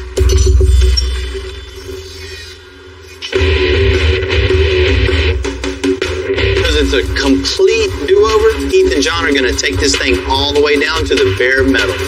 I'm gonna lean it back. Can you unplug the airbag for me? Yeah. This old dash is made of plastic. It's just gonna crack and crumble. There's no way we can fix it. So instead of messing with it, we're just gonna rip it out and build something new. So where we're going, we don't need no dash. Because we're making a new dash from scratch, it means a lot of work. But it also means we can do whatever the customer wants. And as hot as it gets down here in Houston, he wants it cold. Real cold. Super cold. Normally, when you do an AC system in an old hot rod like this, you would have a flexible ductwork that's squished in certain areas so it slows it down. We're going to go directly to the evaporator, so it'll have a nice amount of air coming out of there. So what we're going to do is build our own vent system off of this. Basically, I'm making a box which will feed into the vent chamber. I'm going to curve this way so it forces the air that way instead of bouncing around in here. Our other vent's going to force it into a Y pattern. It's going to take the air and disperse it across this whole area straight up. Functionality-wise, I think it's going to be good. It's important that we get this plastic weld on the end. Now pull it back and then push it forward, and it makes like a little bridge. Looks almost like a MIG weld. It takes a little longer than glue, but it works well. Real good way of bonding those plastics together. A lot of people, they're afraid to do a dash because it is a big undertaking. You can't be afraid. You can't have any fear. Once I built my first one, I was hooked because it really separates you from the crowd. Nobody will have another vehicle like yours. I've done interiors on cars that have been second, third place cars. And we do an interior with a dash in it, and now it's best to show everywhere it goes. So it's definitely worth it.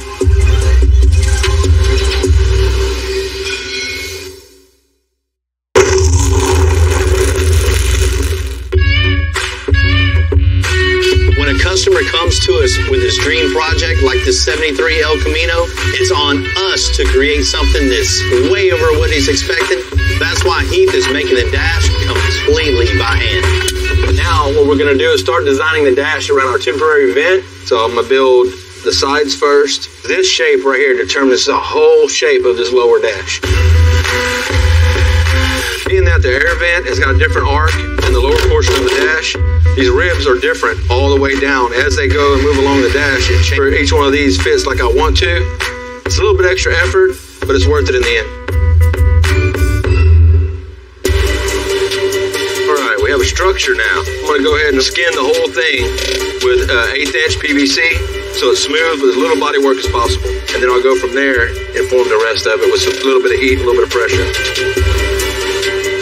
Got to clip clipping them around that metal on the bottom, line it up with the vent. That's cool. Now I just got to finish everything else. You're halfway done to 3/4 of the way unfinished. There you go.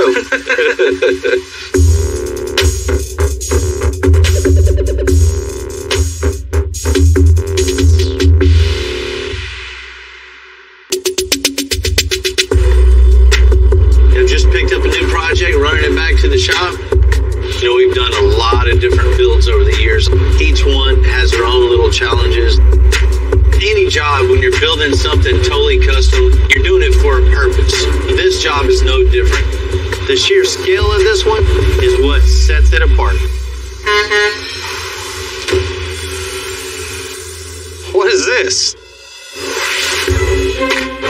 This thing is a 2020 Freightliner. 37,500 pounds empty. Damn. Right back over. The city has these wreckers well equipped to pull the biggest vehicles out of any jam. There's one problem with this that hadn't been addressed. It needs to be able to push 45,000, 50,000 pounds, off the road. That's not going to do it. Definitely not going to do it. So we need to make a push bumper for the front, and not just regular old heavy-duty bumper with some rubber pads. We got to put some extensive style in it also. It's got to be a custom bumper to be able to handle all that weight. And this big, massive wrecker can do anything, but once we address the front end and it can push, it'll be able to do everything. Correct. I'll get the gate.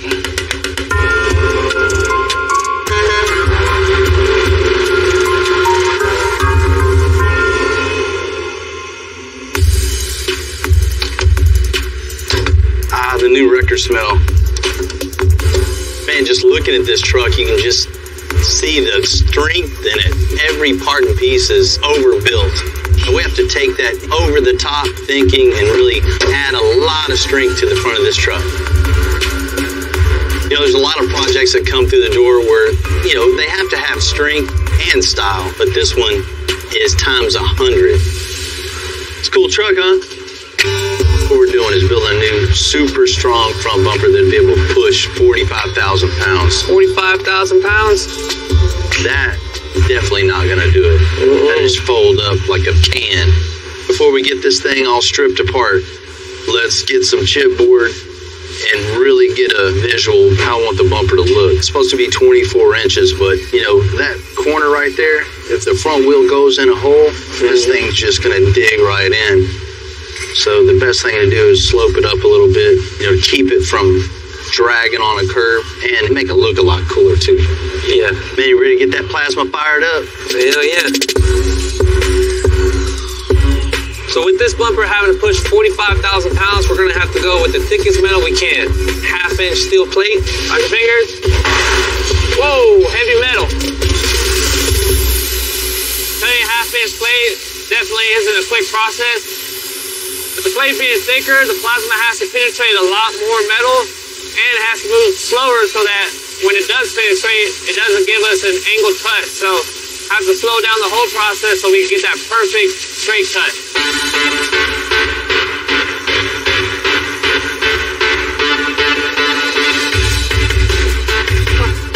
Now just take it off the table, clean it up, see how it looks. Really did a great job burning this out. 1/2-inch plate, super strong. This is exactly what this thing needs to be able to push the weight it needs to push. Next thing we need to tackle is the bumper brackets. We're going to weld this bracket right to the back side of this plate here. Basically, it's going to tie to the front of the truck here and bolt to these bolts here. Then we're going to bend a 90 on it. That's where the strength needs to be to get out here on the side. So it's really critical to build a bracket that's really strong, coming all the way out pretty much to the end of the bumper.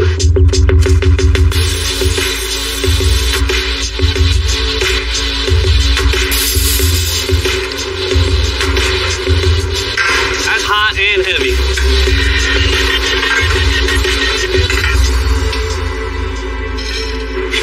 Got it? Yeah. You ready to bend it? Let's bend it. We're gonna bend this at 1 3/4 inches. It's gonna have a lip on it. And that's gonna give us our side load. Let me slide it down this way a little bit. We've never bent the 1/2 inch on this machine before, so. Okay, hopefully our brake. Well, that ain't gonna work.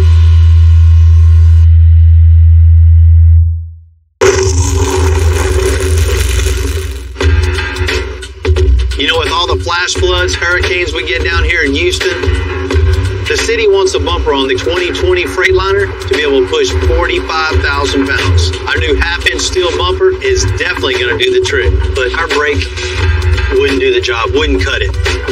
In this case, wouldn't bend it. Luckily, I got a guy right around the corner in the neighborhood. He's got a big enough press to get this job done, and that's where I'm heading right now. Tracy, what's up, man? Not much. How are you? Man, I'm doing good, but I got a little problem. What you got? I got a piece of half-inch plate, 6 feet long. My brake just isn't cutting it. Half-inch? Come on now. Can you help me out? Let's take a look. I know this is nothing for you, Nothing. man. It's a little baby. we can help you out with this. Piece of cake for us. We do it all the time. We have 1,000-ton press brake, so that's 1,000 tons of pressure coming down, so they can definitely bend some steel. So from this line out, I needed 2 1/4. That's why it's at different tip. Yeah. All right, let's set it up and see what she does. Compared to the steel that Casey bends from day to day, this bracket is tiny. So with this machine, they're gonna just make sure they get the right angle. This thing bent that like butter. Now you go like this. Perfect. Look at it.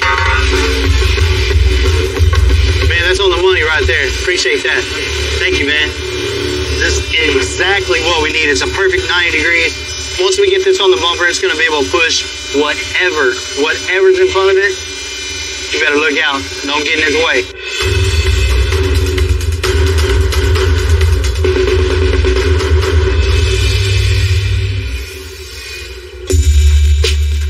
The 1973 El Camino was the first generation of the swivel seats.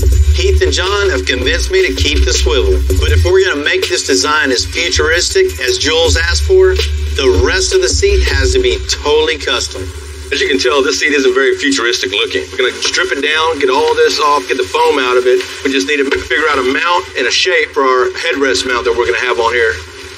This has to go. Coming up with this seat design, I kind of thought of what you would see in, like, it sounds kind of corny, but like a spaceship or something, without being too spacey.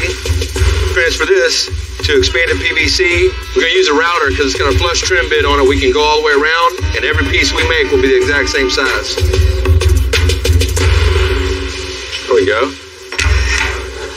Looking pretty good. We're going to set it in the car, see what it looks like. So far, I like it. And now we just got to get the foam looking futuristic like the rest of the seat. It's going to look cool. What we're using for this seat is a high-density foam that lets us get a good hard line for our shapes and the design that we're going after.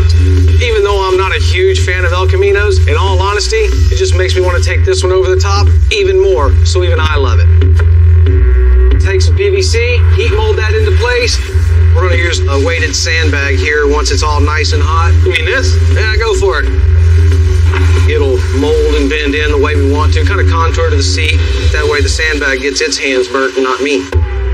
The cool thing about doing things custom is you know that no one else is going to have it. It's going to be one of a kind. I like the creative aspect of it and actually making something out of my mind. I tried sitting down at a desk one time. It didn't work out for me. I could not do it. Cool. Then we'll be ready to wrap it. All right, that bad boy's clean, so. All right, now we're moving into the center console. What we're going to do is build a base that looks like the floor and give the effect of a floating console. So now I've just got it routed out with the router, and then we can start assembling this false floor.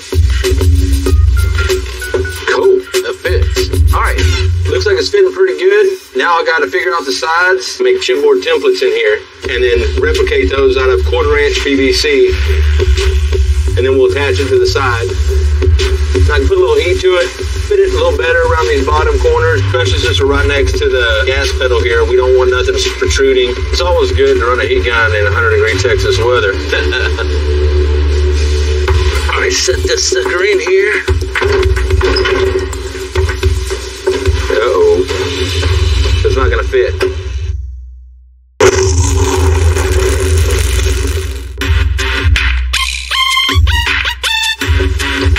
That's not gonna work. Even though we're building a custom one-of-one interior on this 73 El Camino, it's definitely not a blank slate. Because we gotta build in the confines of the original design of the close creativity happens. Well, as you can see, this thing isn't gonna swivel. It's too wide here, too tall. We're gonna have to modify this console. So, looks like I got work to do. Doing custom stuff like this, there's always something, man. So, you can't let it get to you. If it was bolt in and easy, then everybody do it. So, it ain't easy being cool. We barely clear, but we clear. Now we can make some plastic. Being that there's 3 layers, we have to bend it and then stack and then bend it and stack and bend it and stack. When you heat it, the molecules expand, which is going to push it down. First piece, heat it, bend it, attach it. Second piece, plastic. Heat it, bend it, attach it. Our third piece, heat it, bend it, attach it. Got all that cut out. Grind these corners like I want. Now you can see all 3 pieces line up. It's going to give a nice, cool effect, man. Still got some detail work to do, but it looks awesome.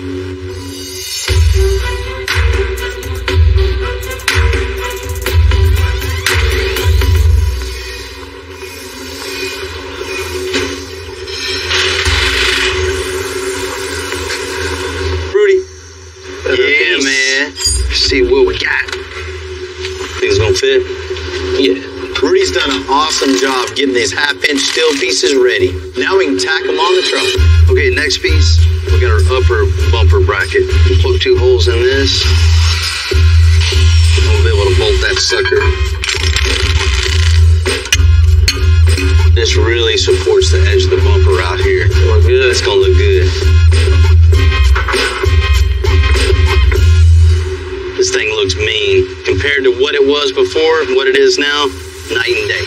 Man, let's sit there and tack it. The placement of the bumper pieces are really important to give it the right form and function. Hey, hold that big flat bar up against it. It looks like it's too far in on the top. Here, let's just tack it to it.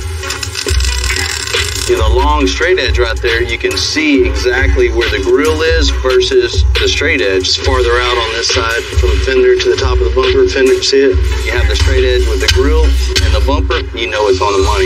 Pulled it a lot, huh? This thing looks good, huh? Looks damn good. Yeah, we got a great start, but right now it just looks like we found a piece of plate 45 the corners and make the wheel opening continue all the way down into the bumper. So from the side, it looks like it fits the truck. That'll work. Let's go with that. All right.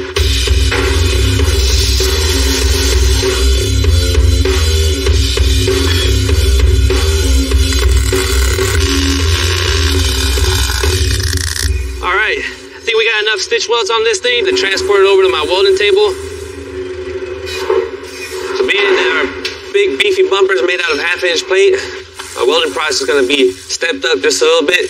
For this one, I'm going to have to crank the speed up and the voltage up.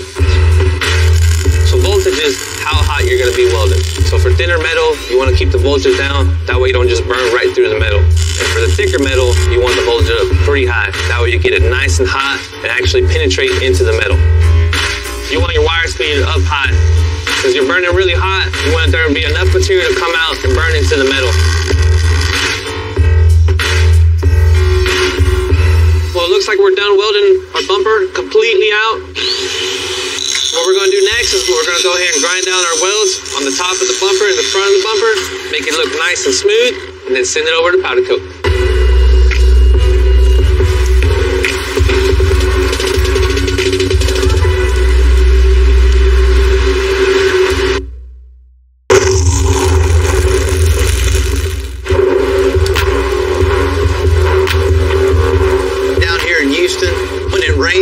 It floods, which is the whole reason for the new bumper for the 2020 Freightliner.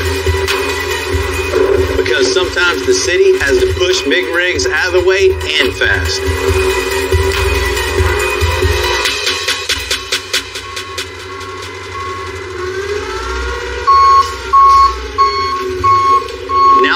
bumper is back from powder coat, it's time to cut some rubber for an extra layer of protection. Is you? Man, I need some speakers in here, man. It's a push bumper for the big 18-wheeler record, so we need to clad the front of this with rubber. What I need your help with is making a jig for this thing so we can stick the rubber to it and route it. There's no way to do it with a razor knife. You never want to mess your rubber up.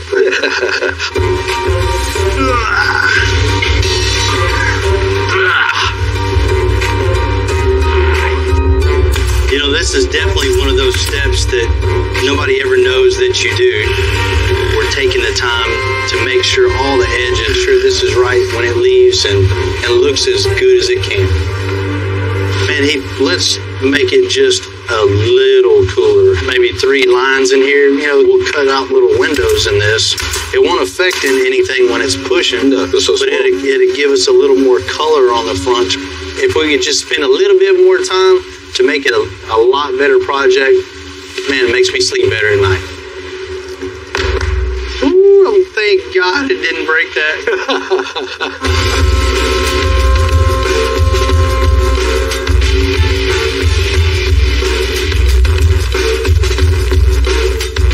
I really appreciate your help. All the edges look real good, nice and straight and clean. Flip this thing over, put the lights on, and we'll stick it on the truck. Start pushing some stuff over, huh? We gotta test it out with something. Maybe we'll test it out with heat. I don't know if it's that strong.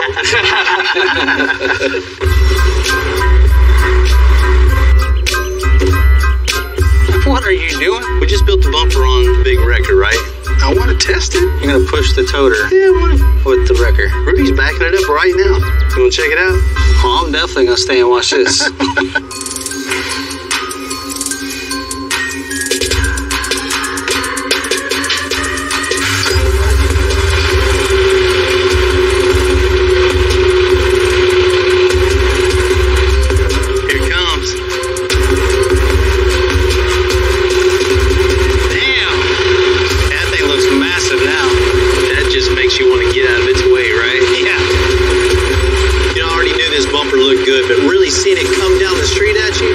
A statement for sure. That thing looks really good.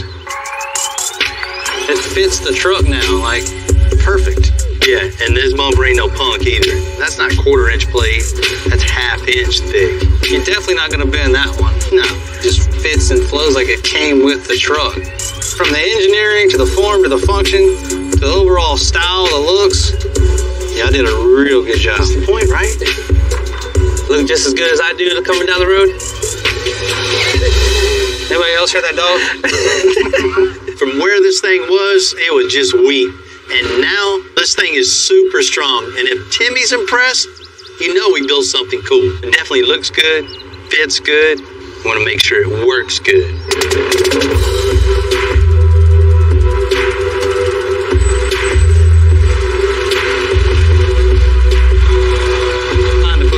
Well, the heaviest. Rudy, you ready? Let's see what it do.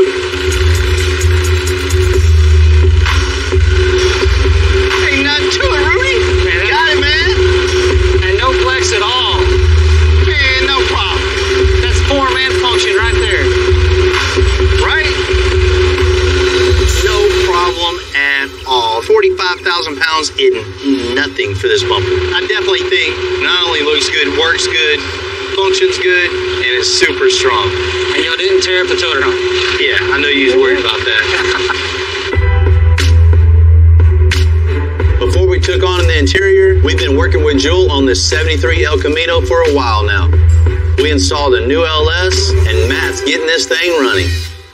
Now that we got the motor all in it, I got to finish up a couple little things, and hopefully with some luck, it'll fire right up. This is an LS3 throttle body. We just got it painted to kind of go with the overall appearance, better look. The throttle body allows, when you hit the gas pedal, the accelerator pedal, it'll open up and allow the air to flow in. I'm going to go ahead and put the cold air intake on that we had made for it. They're not made to go in the cars we put them in, so there's always little quirks that we got to work. They're flexible, so you can kind of bend them out of the way as you need, keeps them away from the headers. They can handle some heat, but direct contact isn't good for them. Now we're going to try to start it and see where we go.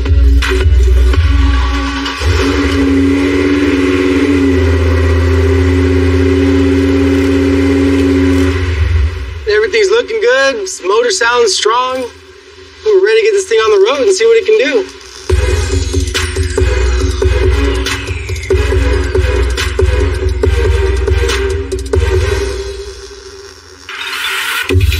You know, door panels are just one of those things you may never even notice. When a customer like Jules says he wants something futuristic, something like no one else has, hand-making custom panels, well, that's everything. What I'm going to do is I'm going to try to scavenge this lower portion of the door panel. The only piece I really need is this top rounded edge. And I can make it myself, but it just saves me a lot of time. Now we've got these taken apart, what we're going to do is we're going to go ahead and start our template process. To get our template, I have to destroy this panel now. It's going to piss off El Camino owners because this is probably a hard panel to find for some people that don't want a custom interior. Now it'll be useless when I cut this pocket out, but it's perfectly useful for me because I need to make a template. So go find another one sometime. You find little tricks that make it go faster. And more important, you make it look like you have it in your head the first time. However, it takes a long time to get to that point. What I'm going to do is a technique called kerping. Kerping is a process that allows me to bend the material. And I'm going to put the fiberglass reinforced filler on there, which will hold that shape. Use this piece to kind of mark the bottom of that dash. So when I make my inserts, it's all going to line up and the lines are going to flow correctly. To me, that's one of the biggest things, is that everything lines up, everything flows, and looks like it belongs. It was done correctly with a purpose. Perfect. Our base panel lines up with the base panel of the dash, and our bottom side lines up with the bottom of the dash. That's good. So we just got to duplicate it on the other side. Man, it's going to look really cool.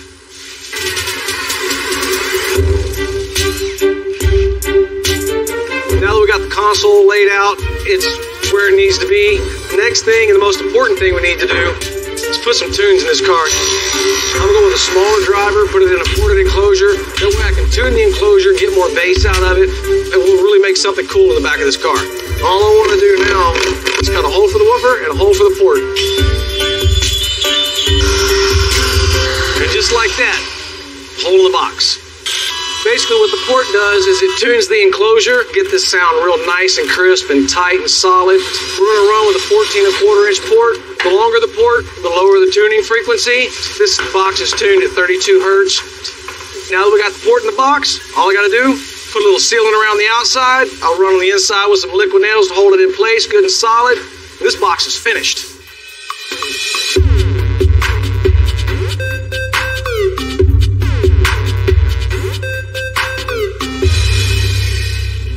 What up, man? What's up, brother? I got us a box. All right. With all we're doing, the speaker box on its own just ain't gonna look right. Yeah, so it's gotta look seamless, so we're making a panel to blend it into the entire design. It's gonna be dope.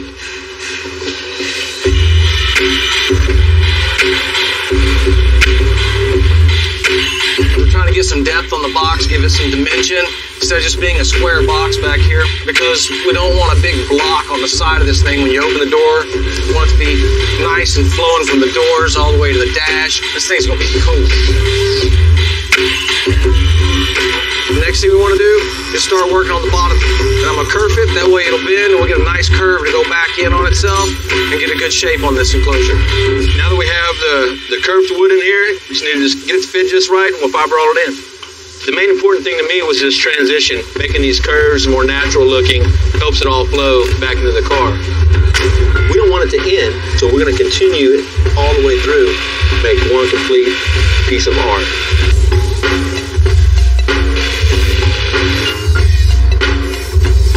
It fits the panel real good now. We just got to do some grinding, shaping, body working, and she's ready to wrap. You just made that sound like it was like 10 minutes of work.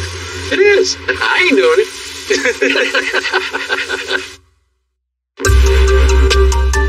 The technology and stuff that everybody has nowadays, it's setting a precedent right now where everything looks machine made. Yeah. And I didn't get into this to be a CAD man, you know? No, not at all, you know. I got into this to build cool stuff. We try to use the machinery as much as we can to speed up some processes, but you still have to have that organic feel. When I got started, computers weren't even around. I know how to turn them off and turn them back on. Yeah. That's see if I broke it or not. It's not working, turn it off, turn it back on. Or just go make it by hand. Yeah. It's a lot easier that way sometimes. What drives me crazy is, you know, people will spend all this money on paint, wheels, tires, suspension, and they get to the interior and they just tint the windows or just say, oh, well, I'll just paint some pieces. Yeah. Too many times you walk up to a car and you're like, man, that is nice. And you miss that point. Exactly. That's where you're at in the car. You know what I mean? That's what you see. Spend all your time inside the car. Inside the car. Hopefully, if it's built right, you're not working on it on the outside all the time. You're driving it.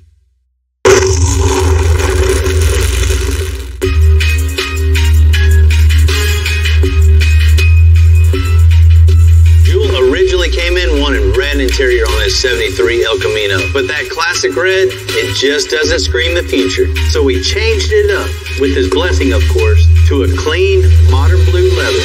We got our seat ready to wrap, and we got this blue leather here.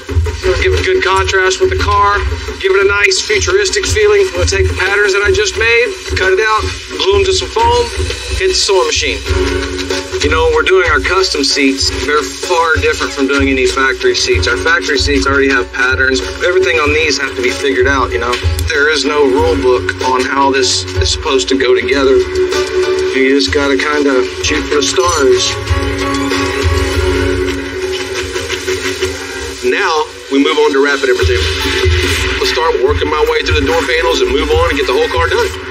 Gotta wrap each individual piece, reassemble, put back on the vehicle, and repeat that process over and over again. What's happening? What's happening? What's happening? Man, this thing came out pretty cool, dude. Yeah. Got the gauges up there, all connected through OBD2 and Bluetooth. So it just transmits all the data from the motor to the tablet. And radio and media center, everything at the bottom. I like that, man. Got that trim panel for it? Yeah. Let's see how she looks on there. Yeah, see, that finishes it off nice.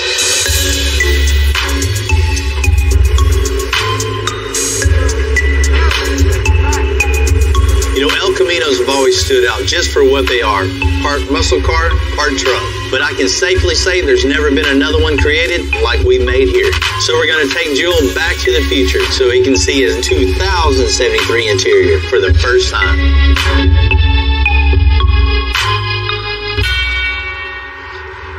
Jewel, what's happening, man? Hey, what's going on, Bill? What do you think about this place? Man, this is a nice place here. You gotta set the tone, right? You wanted something futuristic? You know, what better place to give you this thing back than a DeLorean Motor Company? I can't wait to see it, man. This car I know has been a labor of love for you. You've been waiting on it for a couple of years. We built it in stages for you. We built the chassis, the new LS in it, good brakes. You wanted... I'm tired of hearing you talk about it. I want to see something. I know you got me waiting. See something. Man, let's check this thing out. All right. I know that ain't it, man. That's the same one, man.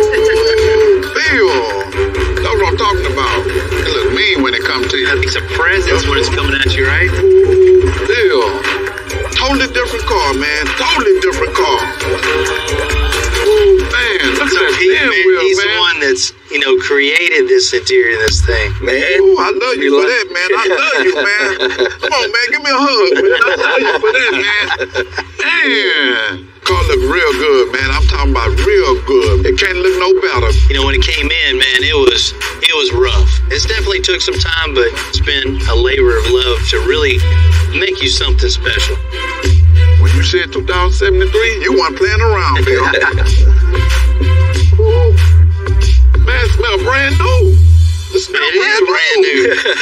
Look at them seats, man. Them seats just make me want to just sit on them. That seat isn't something you can just go by. These guys shaped every part and piece of this, man, and then they wrapped each individual piece. I can hear that seat calling my name now, man. That seat is calling my name, man. When it first came in, the dash that was in there just wasn't going to come from scratch. We handmade everything on this thing. We heated and molded all these pieces to get that futuristic shape. See, you see that big line in the middle of the dash? Yeah. You know what that is? What's that? That's your air vent. When you turn your AC on, it blows a solid line of air right at you all the way across. And y'all done took it to another level. A whole nother level. Oh, man.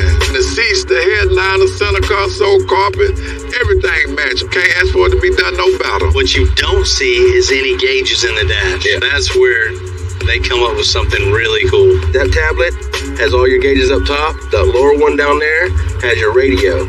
2073. That's what I'm talking about. 2073. Tell them about the system in it. Yeah, we got a Rockford Fosgate 5 channel in here. 10-inch subwoofer. We put on one side, kind of like they would in the future. You have components in the kick panel, and everything's run off a cool app that works just like a radio, but you got navigation, you've got everything. I ain't even seen this in the new cars yet. Yeah. Right? I'm just really impressed with the interior in this. I mean, starting from scratch, building something that's never been seen before, and giving Jules something really that's amazing. You know, shoot, I'm even amazed myself. I can't say enough about, you know, Heath, John, all the guys at the shop. They always step up, putting their heart and soul into. I'm right on up, because I ain't never seen nothing like this. Man, this is everything I can ever want. Come on, man, give me another hug, man. Give me another hug, man. I'm glad you like it, man. Yeah.